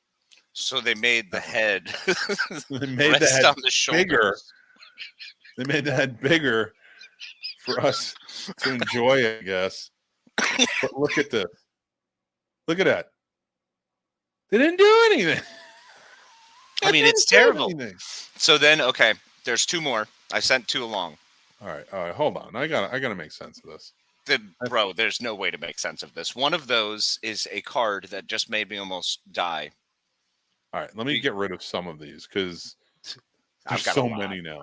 There's so many of them. There's too many of them. Oh my God, it's 3:45. I might buy this one too. Which one? The one you just sent me. Okay.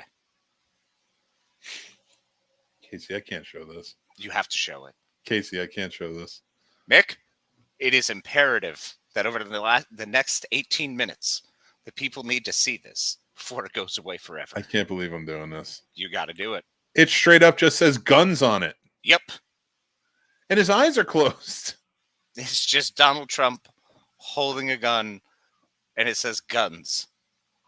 What Donald is Trump, happening president. That's it. So guns is the team. So and now Donald we know. Trump, in case we forgot who he was. Yep. As the president. Today's show has been terrific. Thank you. Thanks, guys. Appreciate it. Oh, there's one more. There's always going to be one more, so I probably need to chill out with all these. I might buy that one. My wife's going to get so mad at me. All right. So did you see the... Okay, there's one before the one that I just sent you. If you want to click on that one real quick. Okay. All right. I'm on it. I'm getting there. Oh my God. Now that's the one that had me literally crying. That was, I can't. I can't. Need to buy this. I need to buy this in my life right now. I don't know. Again, I feel like it's Hitler memorabilia. That's exactly what this is. Look at this. Look at that incredible sculpted physique. Yep. That's a real thing that exists. There's multiples of those. I can't even. That's a real thing that exists in life that you can purchase. For the low price of your dignity, you can own. I will sell my dignity. I want this card. Well, then that card is waiting for you. If I got the product for you. Look at it. It looks even weirder, the angles you change. When you do the angle away, it's so uncomfortable. Like, it's just... oh. And it's signed by him. No, it's not. I didn't even see that. I'm buying it. I'm buying it right now. I'm sorry. I love you. I love you. If my wife is watching, I love you more than anything. Bro, hold on. Before you do that, there's two more. Oh, no. Why are you doing this to me? Because they're amazing, and I can't... what am I doing? Again, there's nothing on there that's bad. No, I know. Because I use PayPal, so I got to go through that. Same. But still, at the same time, it's like, why am I in checkout? Why are you checking I out? need to rethink some things. All right, so this is it. I promise. This is the last two. So all right. Not the last one I sent, but the one before the last one I sent. Okay. And it's very important you do them in these in that order. Oh my God. Okay. Oh my God. Yep. Oh my God. Now, this is I'm all of the classic. examining this. I have to pull it up big so that way people can see it right off the bat. This is the Yogi Berra era cards. Like, you know, oh God, I think I had a Bob Gibson that looked just like this card. Oh my God. Yeah. American League All-Star President. Yeah. Yeah. Yep. Okay, just sit with that one for a minute.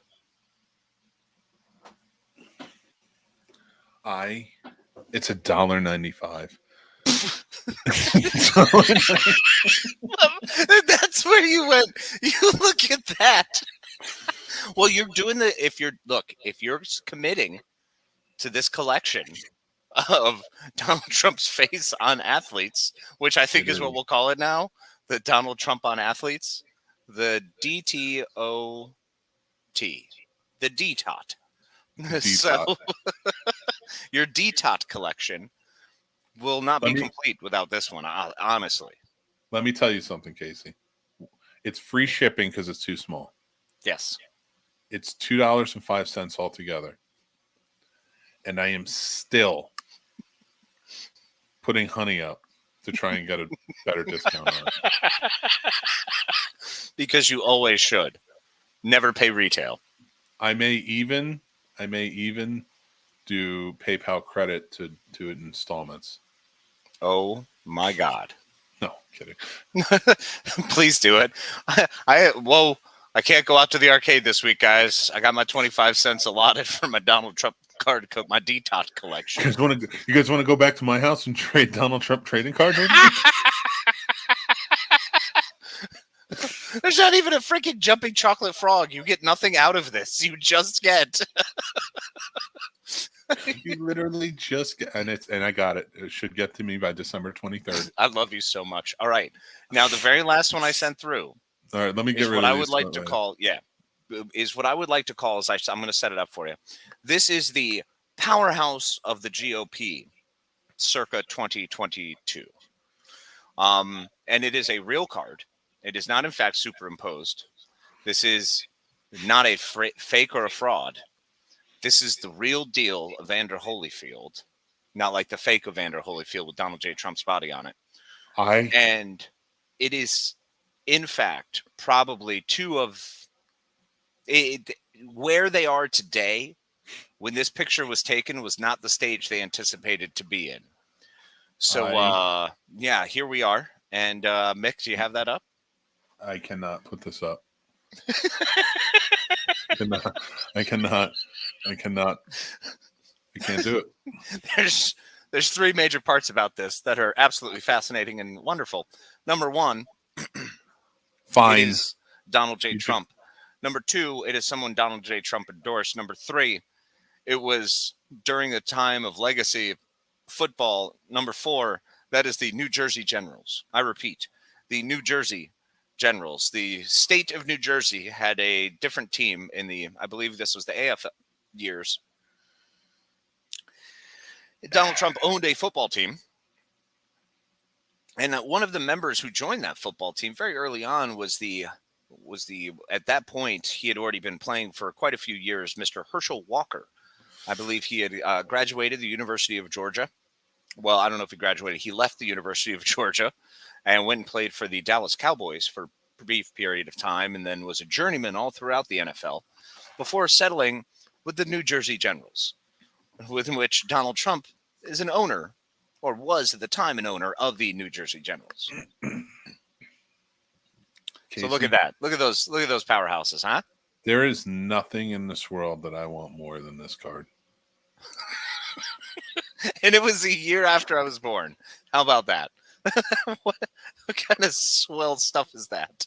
There is nothing in this world I want more than this card.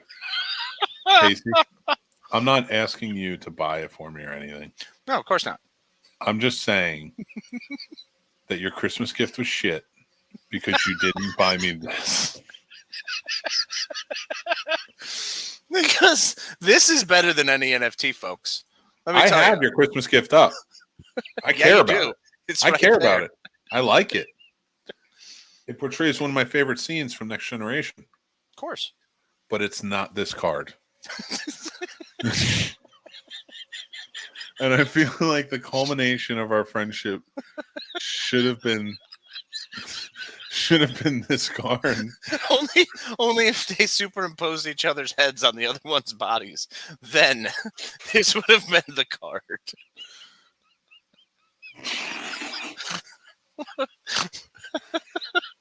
It's so ridiculous. I have to take this off the screen because I have to see about purchasing this. My wife is going to be so mad at me. I'm the one who introduced you to these things. We brought up NFTs and then found a much cheaper solution than buying an NFT. We found cards. Better. Right? It's crazy. Better pictures. They're better pictures. It's better with DiGiorno. And I'm still putting it through. That card is worth every cent that they're charging. And I'm still putting it through.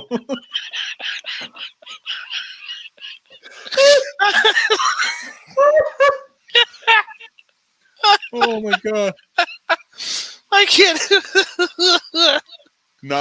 There's not one thing available. There's no codes.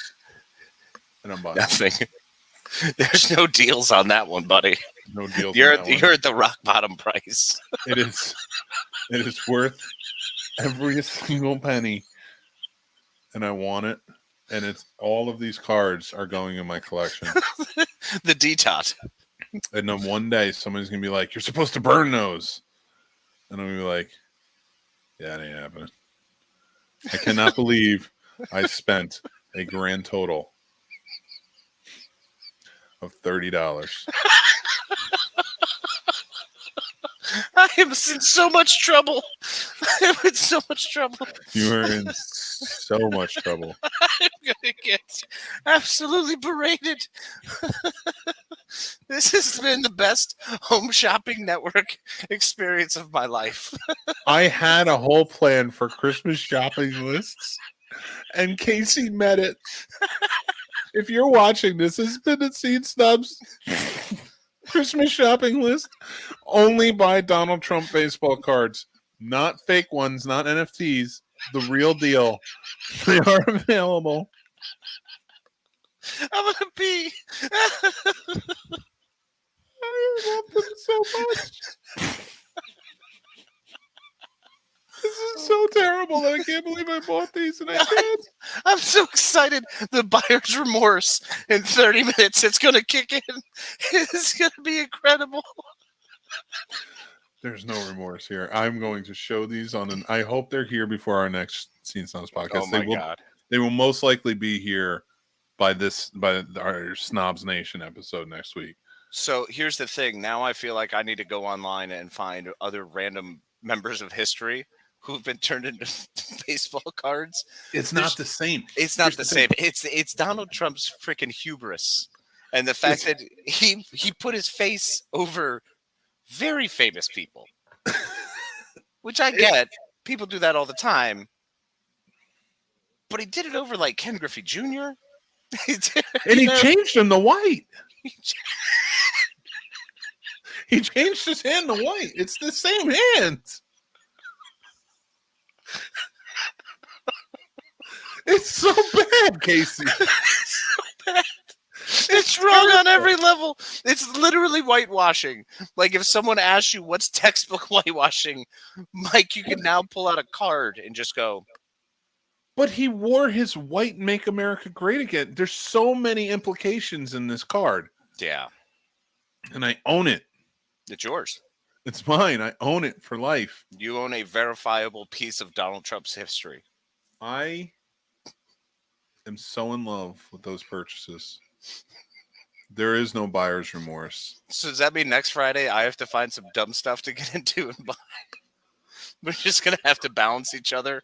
Listen, buddy. It's happening. You just need to. Oh, that's right. I did buy the gun one.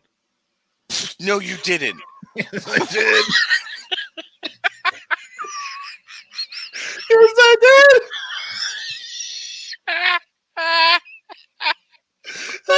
laughing. You had to look. You monster. The good one. It's so stupid. Oh my god. Oh, We need to get out of here. It's time to get out of eBay. It's time to get off of Donald Trump. Although that New Jersey General's card is still. Got it. Did you really? I bought it.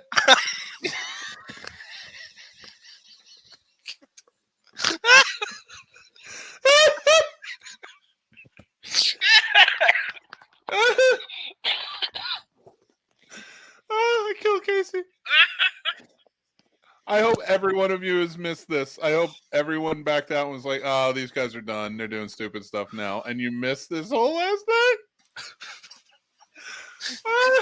This has been insane.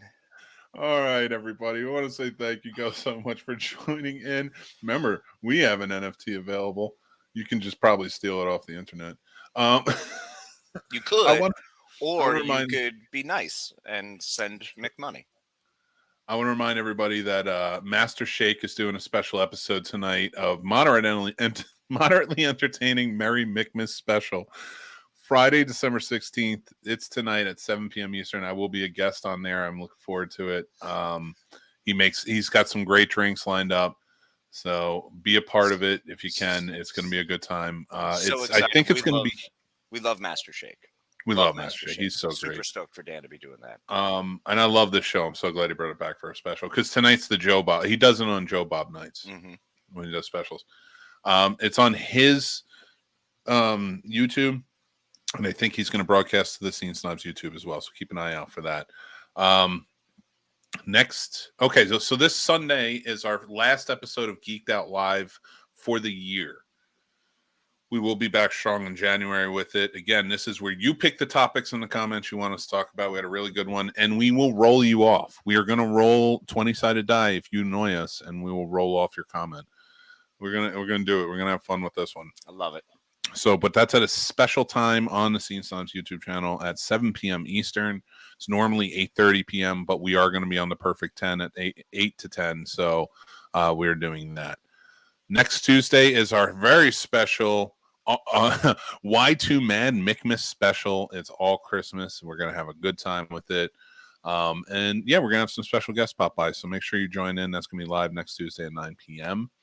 There's a new episode of Betting Brothers for Week 15 picks. Go check out Math vs. Smash and see who you should be betting on as we go forward. I want to say thank you so much to all of you and our patrons. You want to take it away, Case?